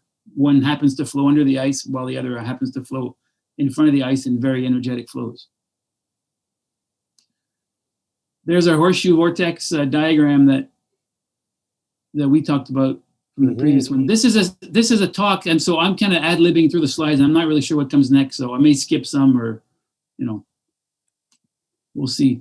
Great. If we want to go back to something that is well known, or in terms of really sort of capturing the essence of what happens during erosion in Scablands, you start off. This is from Vic Baker, and this is a reworked figure from one of his more recent papers, but that figure first appears in the 70s in some of his papers. There's less overlying Columbia basalts and the Columbia River basalts, the flood basalts of the Columbia Plateau, and this is pre-Missoula flood. There's release from Missoula, water floods the Columbia Plateau. There's erosion, intense erosion of the less cover. That's the most erodible material. Locally, we leave behind some of those less hills, those really beautifully lemniscate, residuals, streamlined residuals that we have in the Cheney Palouse. Is it Cheney Palouse? Yeah, it's Cheney Palouse. Yeah.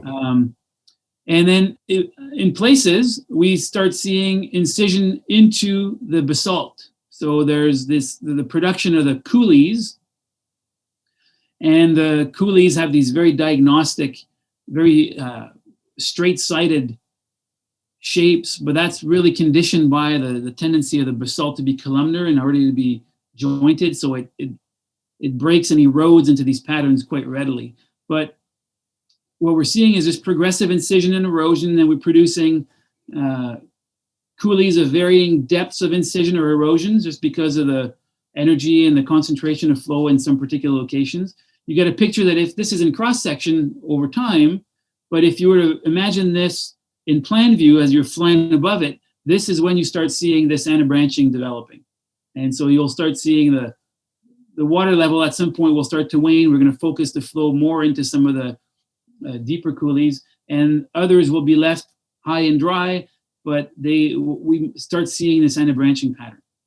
And my impression and my interpretation is that on Omak Plateau, we're seeing exactly the same sequence of events, except that instead of eroding through the less, what we have as a superficial sediment cover is till, because it was under the ice, and so we've got glacial sediments there.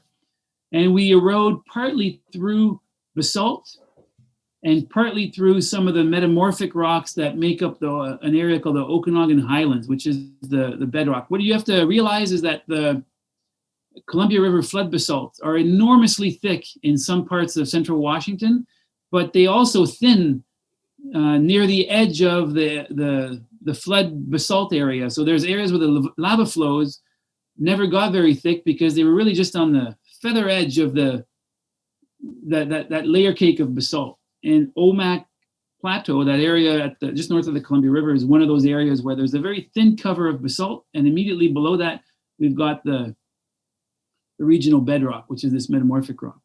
So process-wise, I think we're looking at something very similar. Obviously, this is happening potentially under the ice, whereas in the Scabland, it's happening extra glacial, right? It's proglacial and far beyond the immediate margin of the ice.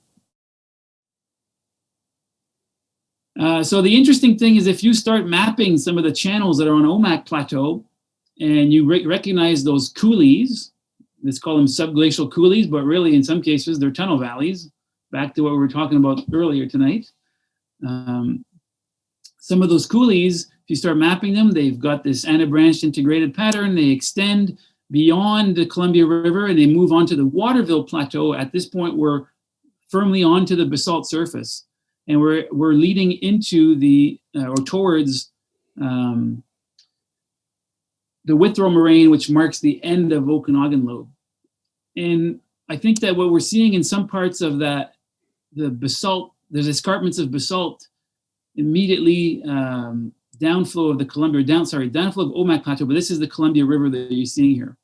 And the patterns of erosion we see, this is a DM, and this is just an image, an aerial photograph. We're seeing residuals that are also channelized along the edges, the furrows, and they hint at erosion and plucking that's happening at the head of the residual.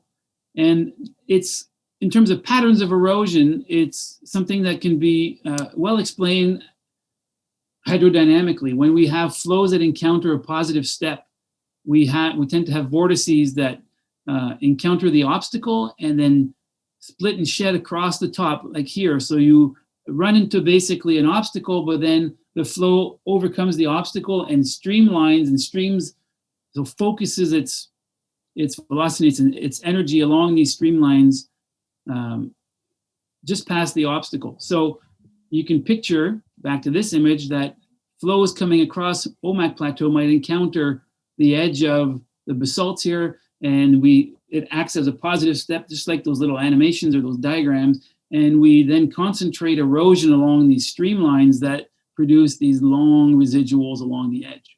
Go back one slide, Jerome.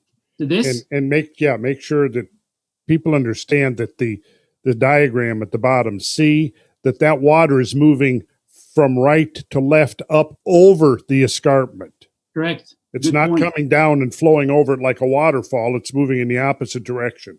Exactly. So flow is bottom right to upper left here, Mm-hmm. and the water effectively bumps into this step. This is an obstacle in the flow, and the water has to overcome this obstacle. So it's downstream is over the bump and continuing on beyond that. And I would suggest, and maybe you're going there, but that's, to me, the most likely explanation for Boulder Park. The thousands of erratics that you find over the Waterville Plateau. Yeah, that's an interesting question, because Boulder Park, and we saw the equivalent of Boulder Park on Omak. Boulder Park is on Waterville Plateau, but Omak had the same thing. Where we saw lots of boulders, and I wasn't sure, I wasn't clear how many of those boulders were in fact boulders, as in they had been detached from the bedrock and had been rolled around or transported somehow or caught up in the ice. That's the other option. Or how many of those were still anchored into the bedrock and had simply been there'd been erosion around them a bit, Mm-hmm. and they're part of the streamline forms. In some cases, it seemed to be really kind of still anchored, so they're not in transport. But on Waterville Plateau, we do see, the big haystack boulders, which are really just big chunks of basalt that are, in some cases, directly sitting on top or tend to be within the till that covers part of Waterville Plateau. But in other places, they seem to be a little bit, they're not necessarily necessarily associated with till per se. They can just be on bedrock surfaces. So with Moses Coulee, as Randall said, and I've got a couple of just diagrams to kind of bring that point home. It's one of the more perplexing coulees in all the channel Scablands. And it's perplexing because as we move over Waterville Plateau, so Omak to Waterville, north is at the top. Hope people are kind of able to follow where I'm going. But Okanagan Valley this is the southern extent of Okanagan Valley, Omak Plateau, as it meets the Columbia. And that's the Okanagan River we saw coming down. And correct. This is Okanagan River, exactly. And the Great Terrace, if some people are familiar with that, there's lots of interesting deposits in the Okanagan Valley there. The streamline residuals, there's an example here. There's one of the moat or crescentic scour and extensions. These are also on Waterville Plateau, and they're also inside coulees. They're not just drumlins that are formed in the till, because there's that on Waterville Plateau, but we also have some of these bedrock streamline forms inside some of the coulees and channels on Waterville. So let's get to Moses Coulee. This is Moses Coulee, and Moses Coulee is interesting and intriguing because it's mostly interesting and intriguing because of the stories or the interpretations that currently exist that, to my mind, are hard to reconcile with some of the evidence. So I think the next slide, I might skip a couple slides and I'll come back to these. Here's the traditional interpretation of Moses Coulee. Moses Coulee is thought to be formed by diversion of water coming out of Lake Columbia along the margin of Okanagan Lobe.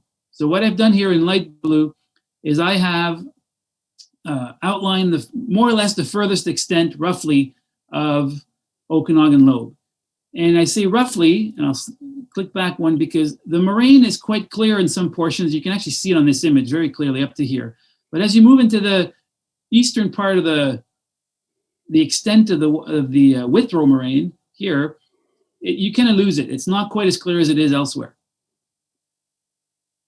Nonetheless, the interpretation of thinking is that to explain Moses Coulee, we have to divert water along the margin of Okanagan Lobe so that it can then spill into Moses Coulee and flow south to reconnect with the Columbia further south.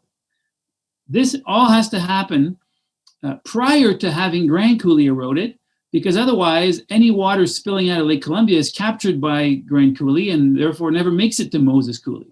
That make sense? It can't get in there.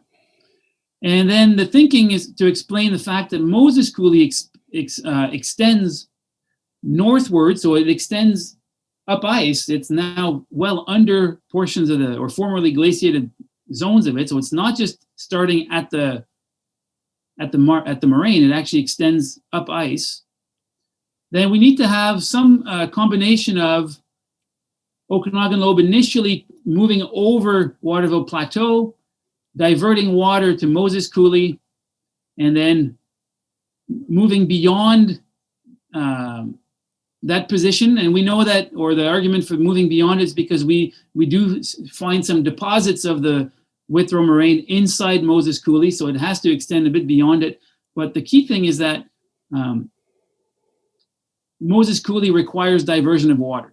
The perplexing thing is that there's no major channel that allows us of any scale comparable to Moses Coulee. If we're going to divert water along the margin of the ice, we'd expect to have some evidence of flow along that margin of the ice, a channel linking Moses Coulee to the edge of the plateau at Lake Columbia, and we don't see that. That's a real question. The other part of it is, well, how do we, okay, let's suspend disbelief for a minute and now argue that we do divert the water along the margin of the ice. How do we then explain the up ice extent of the coulee? And then the other aspect that's quite intriguing about Moses Coulee is that if you map channels really carefully up ice here, and I'm gonna have to go back a few slides, there's more to Moses Coulee than just this single channel. Moses Coulee appears to be part of something more complex in terms of channels. And this takes us back to some work that was done by a person named Larry Hansen, who mapped what he called the Mansfield Channels. And if you look at, this is over Waterville Plateau, this stippled line here is the Withrow moraine. Okay, so this is the Withrow moraine, there's Moses Coulee. The thesis is from the 70s and the duplication quality is not great, but I think you get the general idea, pardon me. But Moses Coulee is actually one part of, and it's arguably the more incised portion of a very extensive anabranch patterns of channels that are eroded in the surface of Waterville Plateau. And so one of the questions that I've been pondering is it reasonable? Is it possible that the Mansfield Channels and Moses Coulee and some of the areas of erosion of bedrock are all actually linked in terms of water flowing across Waterville Plateau and draining towards Moses Coulee? There's a more convincing case to be made, I would argue, for these channels, like the Mansfield Channels, feeding into Moses Coulee, and the Mansfield Channels potentially being fed by flows coming across Omak Plateau, than there is for the case of diverting water along the edge of the ice sheet and into Moses Coulee. Because you can see this stretch here, there's no channel. There's no channel that links to Moses Coulee, and any channels are actually going in the opposite direction. They're not going towards Moses Coulee, they're going away from Moses Coulee, like these ones here, or Horse Lake and Foster Coulee. So there's some real conundrums and open questions in terms of the configuration of flow across Waterville Plateau. So if we look north, I guess that's where we're going with things. If we look north, then we have we can look up in the Okanagan Valley, and we can take Okanagan Valley further north, back and across the border into Canada, and see if we find any evidence that might support this idea of having water either under the ice or in front of the ice that could drain towards the Scablands and account for some of the features we see with Moses Coulee. So again, just like we discussed tunnel valleys earlier, we can go like really, really big scale and enormous amounts of water, or we can actually take things a bit more conservative and go with smaller amounts. But I'll go with big first, and we can talk down to, I'll talk myself off the ledge back into smaller quantities of water. We'll start with audaciousness. There you go. Let's go that way. So let's go to Okanagan, and I got to share my screen again. Is there a resistance to the idea that the Moses Coulee was not fed from Missoula or the other lake? Is there resistance to that? I think there's questions. I don't know, Randall. Yeah. What do you think? Well, yeah, I think some of the sequential models I've read, it's been a few years since I've read those papers, but yeah, clearly Moses Coulee was somehow created by discharge from Lake Missoula, and that was, I would have to go back. I should have pulled up these papers before our discussion tonight, but yeah, I don't see any serious challenges to the idea that there was another source of water. Although going back to Larry Gene Hansen's thesis way back in 71, he concluded that thesis by speculating that the source of the water was British Columbia. Yeah. Yeah. So really way back then, and I see his work being cited even by those who are still invoking a glacial Lake Missoula source. Yeah. So, there's, I don't, maybe there is some resistance, actually there is, but I think in a way it's one of those open questions that's been convenient to not fully address for a while. Yeah, okay. And that's a kind of resistance. Yes, in itself, I guess. But when you propose something else, there's also resistance, so that's another kind of resistance. That's right. But maybe it's a matter of, Okanagan Lobe has to be there to dam Lake Columbia, right? So that Okanagan Lobe is the dam to Lake Columbia. And so in many ways, in any depiction of the channel Scablands, the moment that you put Lake Columbia in the story, you put Okanagan Lobe in the story because it's needed to dam it. And so you've basically on your map put Okanagan Lobe already there, and it's there to the Withrow Moraine, which is really prominent and visible. And so I think it was kind of it's a convenient explanation to say, well, it must have gone there along the edge and then gone into Moses Coulee because the Lobe would have been there. So I don't know. There's not necessarily much rationale for explaining it, and that's kind of why I went down that road to try to figure that out. But yeah. Now the interesting part. Let's go to Canada. When we start looking at Okanagan Valley, there's potential for some evidence of water flow coming through Okanagan.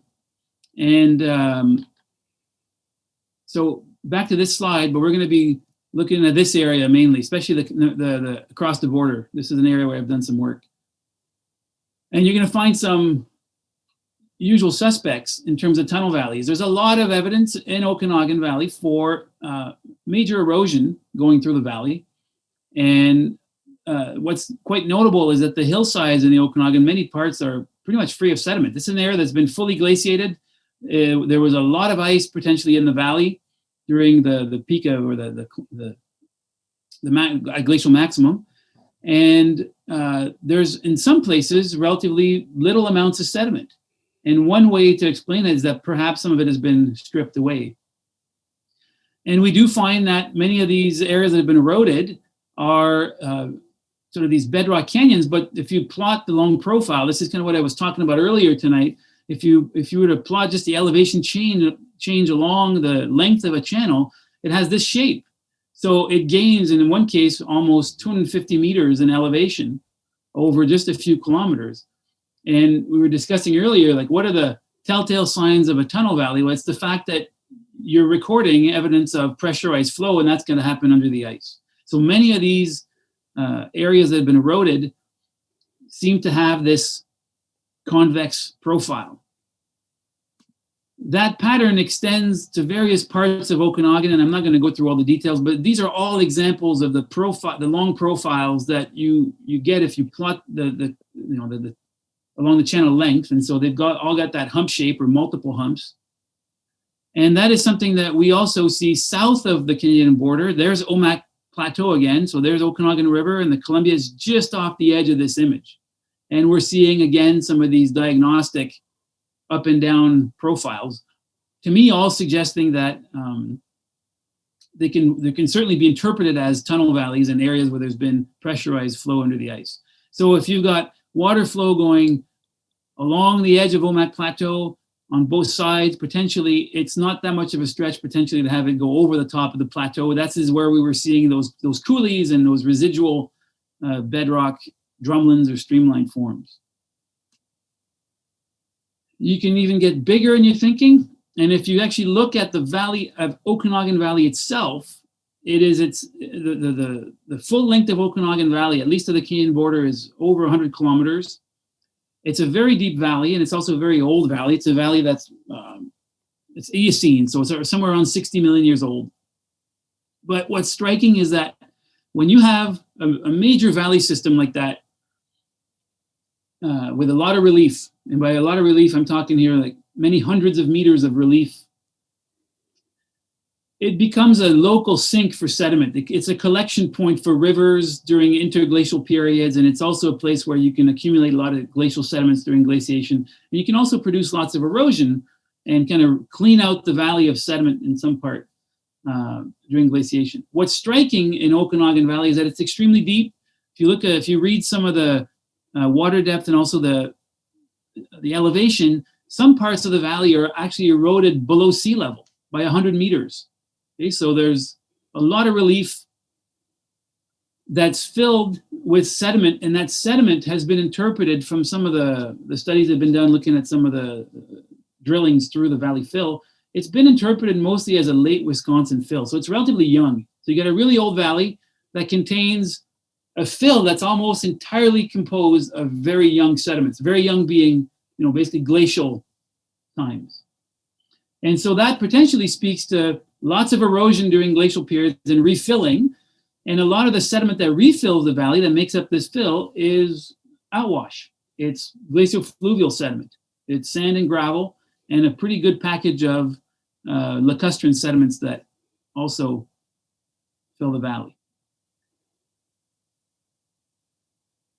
So without getting too far into the weeds of all this sort of the valley fill characteristics, I think there's some pretty good evidence for water flow that might well be subglacial. Let's start there, coming from Okanagan Valley and extending southward or flowing southward and invariably spilling into the Columbia River into the Channel Scablands. I've had many discussions about this with a friend, Nick Zentner, and he's the one who invited me to give this talk in Ellensburg. And one of the arguments that I can't get over is that I can't imagine for the life of me how there cannot be water coming south from British Columbia, because when you look at just the topography, the landscape, there's an enormous ice sheet that's going to have to deglaciate and melt back. Mm-hmm. And there's only really a few options in southern British Columbia. There's very few options where that water can be rooted and where it can flow as the ice sheet is deglaciating. So the southern margin, most of the flow likely drains southward, and that means towards the Columbia River, at least until you get to the northern Okanagan area, cities around Vernon. After that, it can be diverted to the west and flow through the Fraser River through a different drainage at some point. But there's a pretty substantial part of the ice sheet that, as it melts back, likely has to drain to the south. So to me, the question is not, is there water? It's like, I don't know how there cannot be any water coming from that area, because this is really the only drainage route that the decaying ice sheet has for at least a good portion of its deglaciation. So what does Zentner, what is he? Oh, Nick, I think, is on board in terms of, I think he appreciates the arguments that have been put forward, that I put forward. And then I think that one question of how can there not be water coming from the southern margin in this region, I think he likes that one. I think that makes sense to him, because there just needs to be, there's not many options for getting that water rooting through anything else. So the question for me is more, let's not argue about whether or not there's water. Let's think more about what's the configuration of that water. Is it subglacial? Is it, really big storage of water and then really big release? Or is it more incremental, smaller amounts? And what we also know, and we have really good evidence, is that as this ice sheet is retreating in southern British Columbia, a big part of the retreat pattern is the development of lakes. There's lots of glacial lakes that get ponded in the valleys, and those lakes also drain. And so there's a potential here for like a pretty a wide range of different types of drainages coming through Okanagan Valley. Some of them can be extremely large and could be subglacial, and others could be smaller in scale but still pretty substantial, but might be associated with proglacial lakes that drain. Oh, there we go. Here's an example of what that would look like. So I'll share screen again, and maybe I'll stop talking after that, because that seems to be like a lot of yakking. This is a general model of ice sheet growth and decay for the Cordillera. So unlike the Laurentide, the Cordilleran ice sheet grows on this huge mountainous region. And so you grow the ice sheet from the highest summits. Usually that would be sort of the Coast Mountains to the west, the Rockies to the east, and some of the other intermontane ranges that occur, like some of the Purcell Mountains and the Columbia Mountains east of Okanagan. And you fill valleys. So initially it's valley glaciers, and you fill the big deep valleys like Okanagan with big tongues of ice. And at some point you build an ice sheet large enough that you've pretty much kind of filled up the valleys with ice, and you kind of at the ice sheet or the dome stage of the whole process. That would be somewhere around glacial maximum. And then as you deglaciate, then that pattern that you've created during the growth, and by that I mean the fact that the valleys are completely filled with ice and the summits are relatively thin in terms of the ice, that pattern affects deglaciation, because you tend to open up or you expose the areas of thinner ice, the high summits, before the valleys, because there's just more ice to melt down there.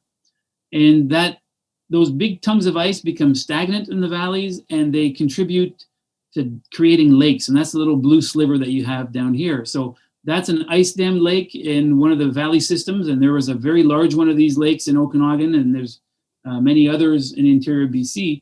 And those blocks of ice are temporary dams. They supply some of the water, they supply some of the sediment that ends up in the lakes, and they act as dams. And then as they decay, the lakes will breach them, and they'll drain most likely catastrophically as the ice dams disappear.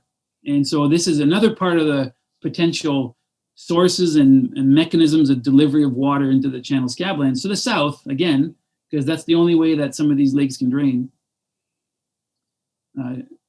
at the end of the glacial period. So here's an example of that lake in Okanagan. This is one called Glacial Lake Penticton.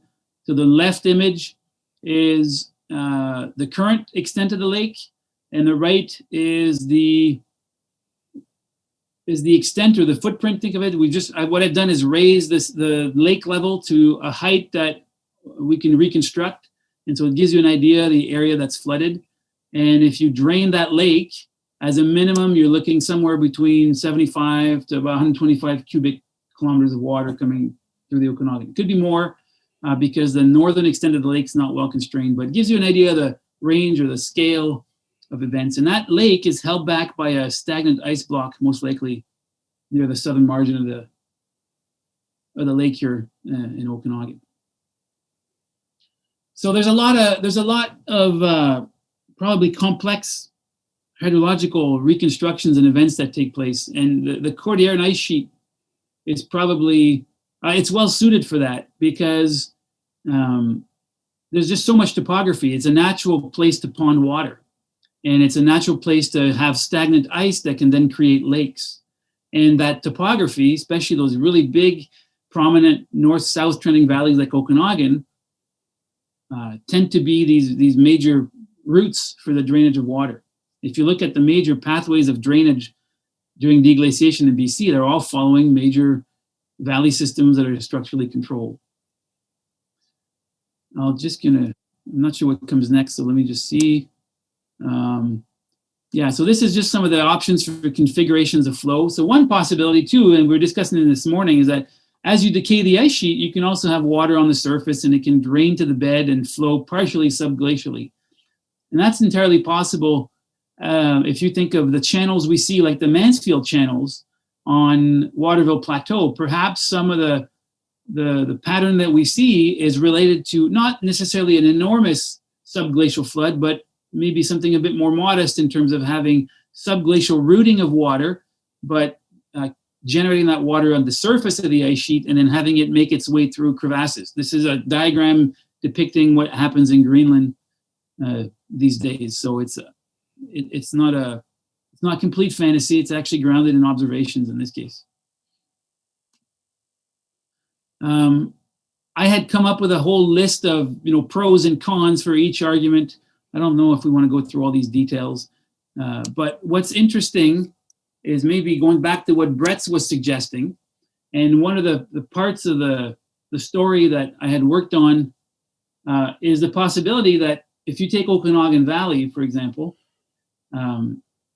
the conventional model suggests that you have to fill that valley with ice as you build the ice sheet to the dome stage. But perhaps you don't do that completely. Maybe you don't fill the valley fully with ice. Maybe the ice advances over an existing lake, because there's a lake there today. It's reasonable to expect that there may have been lakes in the past between glacial periods. And what happens if an ice sheet grows over a lake? Does it displace all the water necessarily and just fill the space with ice? And the answer is not necessarily. It can actually move over the lake surface itself and kind of seal it. And as it moves over the lake surface, the ice thins and it kind of creates a subglacial reservoir at this point. So it's kind of like capturing a lake. In fact, this is a model called a catch lake model, and it was initially proposed by Alexei Rudoy, who did some work in the Altai. So the Altai floods from Siberia, that was one of his models of explaining the storage of water, is that capturing of lakes and transforming a lake into a subglacial reservoir by ice advancing over this lake. Can we have 2 more minutes? Oh yeah.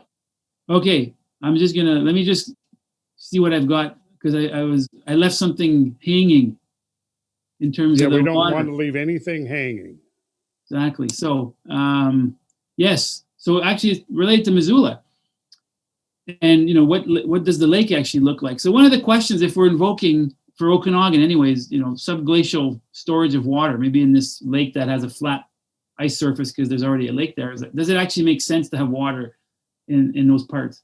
And so there's some interesting modeling results. They're pretty coarse, but they do point to, so this is sort of you model topography or use a DEM for topography, and you can model an ice surface, and based on the ice surface slope and the bed topography, you can predict where there's a chance of ponding water or where it tends to drain naturally. So there's been a few of these examples.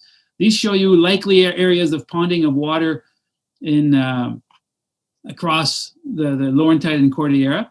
You'll recognize, of course, your Lake Ontario Basin down here, but there's a predicted fairly substantial reservoir of water over Lake Ontario, and there's a few predicted over some of the Cordillera that correspond to Okanagan. A couple of examples of this. There's another one here predicting depth of the storage of water in Okanagan Valley. So that seems like a natural place to pond. And we can take things even further and back to what Bretz was initially proposing, is that because he'd gone right to the point of invoking eruptions of basalt under the ice sheet to melt the ice, generate the water, and have it drain. And so we can look at some of the geothermal data from Okanagan Valley. What we see is that this is actually an area that's geothermally fairly active, and there's a lot of elevated geothermal heat flux through this valley, partly because of its tectonic history. But these are examples of springs and volcanic remnants that are in the valley that are responsible for these elevated temperatures. And these are old remnants, meaning that they far outdate the glacial period. So we use this sort of information to maybe add some weight to the idea that Okanagan Valley is a likely place to pond water under an ice sheet, because you've got already a tendency to have pretty high levels of heat flow from the crust that would enhance the melting of a glacier and produce meltwater in Okanagan Valley. If you go up to the northern extent, so you're going beyond Okanagan Valley, but still an area that's hydrologically connected in part, we start getting into what Bretz was really referring to. And there's not just elevated heat flow through the crust here, but also there's a whole volcanic field called the Wells Gray Volcanic Field. And that area has a number of volcanoes that are called tuyas. I don't know if you're familiar with those, but tuyas are a particular shape of volcano that is created when they erupt under ice. So the shape of the volcano becomes diagnostic of the eruptive environment. And in this case, tuyas equal eruption under ice. And so they tend to be these very flat-topped volcanoes. And what you tend to find in tuyas is eruption in contact with ice that melts the cover of ice. It produces a bit of water near the volcano, and the eruptions happen in this pocket of water, but ultimately that water drains. And so there's a combination of pieces of evidence that may suggest, or at least add some support to the idea that you can potentially generate some meltwater under the ice sheet through this enhanced heat flow and the volcanic eruptions that in some cases happen during the glacial period. I think I'm going to stop there. That seems to be a good place to stop. So yeah, so this was a quick one, that wasn't quick, but it was an overview of some of the work has been done and it's still kind of ongoing, especially with Moses Coulee. And the connection maybe between, British Columbia and the southern extent of the Cordilleran ice sheet and the Channel Scablands. And as we saw, or we're chatting, we're realizing how many open questions there are, either in terms of timing, in terms of processes, in terms of magnitude of events and sources of water, and the list goes on, right? There's so much to be unpacked out of that landscape in that area.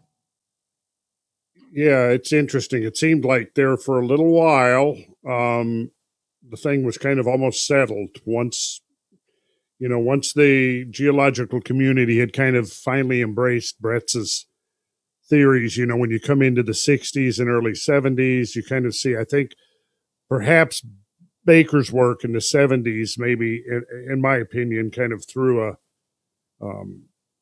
it brought really, when you look at his hydraulic calculations for Rathdrum Prairie, which were working out to about 750, 800 million cubic feet per second, compared to Pardee's work in the Clark Fork, which was about half of that. There was that disparity that I kind of picked up on because I'd already read Pardee's work before I had read Baker's work. So I began to question that. And then it occurred to me, well, either Pardee is off, by a factor of 2, or Baker's off by a factor of 2, but Baker used the step backwater method, which was a more accurate determination of peak discharge than Pardee. I think just used the Chesy. Is that how you say it? Yeah, Chesy, yeah. Chesy formula. However, maybe the disparity could be explained by the fact that Baker was measuring flows that were being augmented by meltwater coming down the Purcell Trench. Yeah. I don't know. I don't think I can say anything about that. I mean, it's a possibility. I mean, I think that there has been some work done there on the Purcell Trench, and I'm not sure if it's, overly convincing that there's water coming through the Purcell Trench. But I think there you have to just be careful, because I'm not sure how you can't have water come through the Purcell Trench, because as I said, at some point the ice sheet is that's precisely. So we're back to the questions of when we say water coming through the Purcell Trench. I mean, in what sort of what's the delivery of that water? Is it like an enormous storage of water somewhere under the ice and it comes through catastrophically, or are we looking at something that is perhaps more gradual? Or likely somewhere in between, right? So this is where it gets really, we sort of tie ourselves into knots in terms of what's going on when we start talking about catastrophic. When we say, well, there's a catastrophic flood, but well, how big is catastrophic? And Missoula's catastrophic, and the Icelandic Jökull Alps are catastrophic, but they're in totally different scales in terms of magnitude. And so that's where we kind of have to come down to numbers, and that that's really where the details are going to sort of sort themselves out, I think, in some ways. It seems to me that to come to any kind of understanding of this process, we have to think of the flooding and the deglacial process together.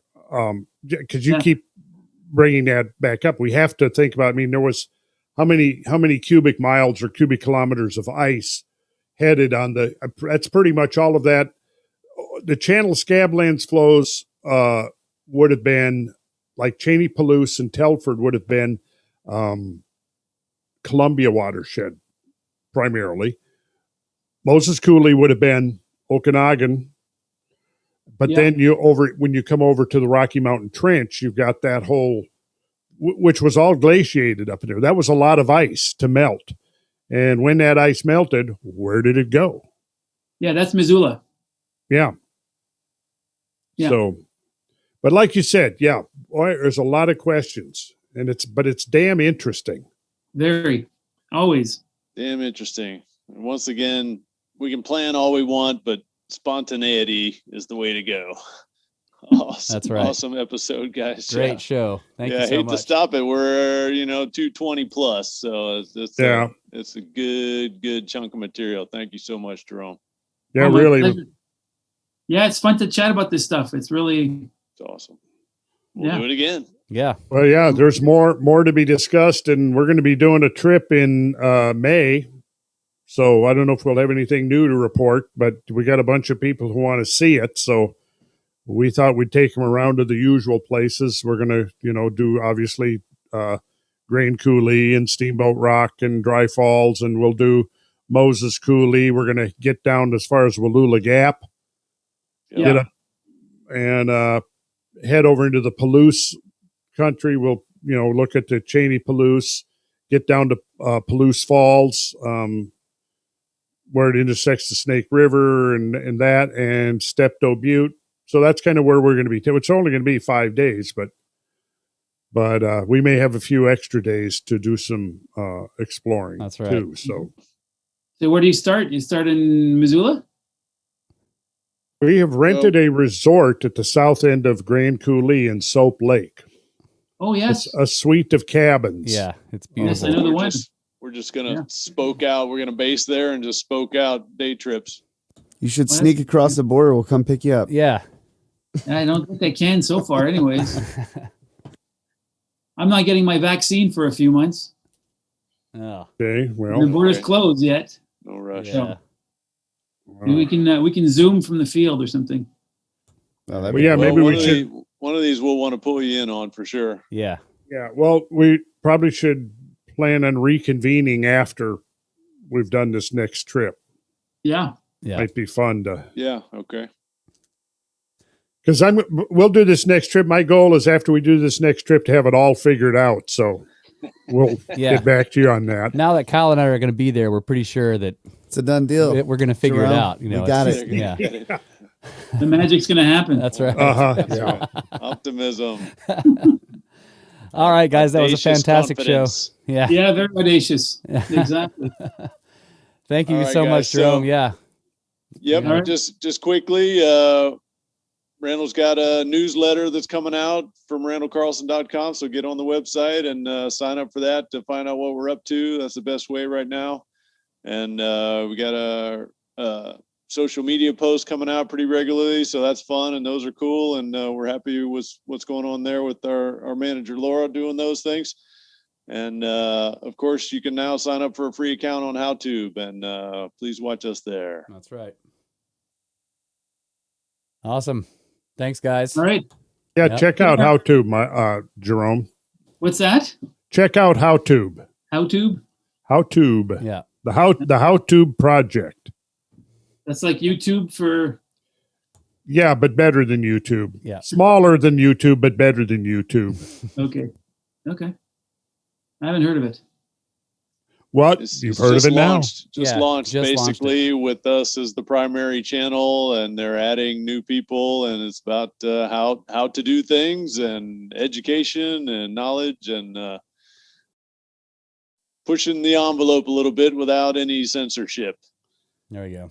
But curated, Right. curated to prevent it from degenerating. But Of course. other than that, an open forum for the exchange of ideas. It's an audacious plan. It's yes, Definitely. it is. All right, guys. That is. All right. Nothing else Jerome. will do, of course. Nothing else will do. That's right. Nothing else will do. All right, guys. Good night. Thanks so much. Good night. Good night. Good night. Ciao. See ya.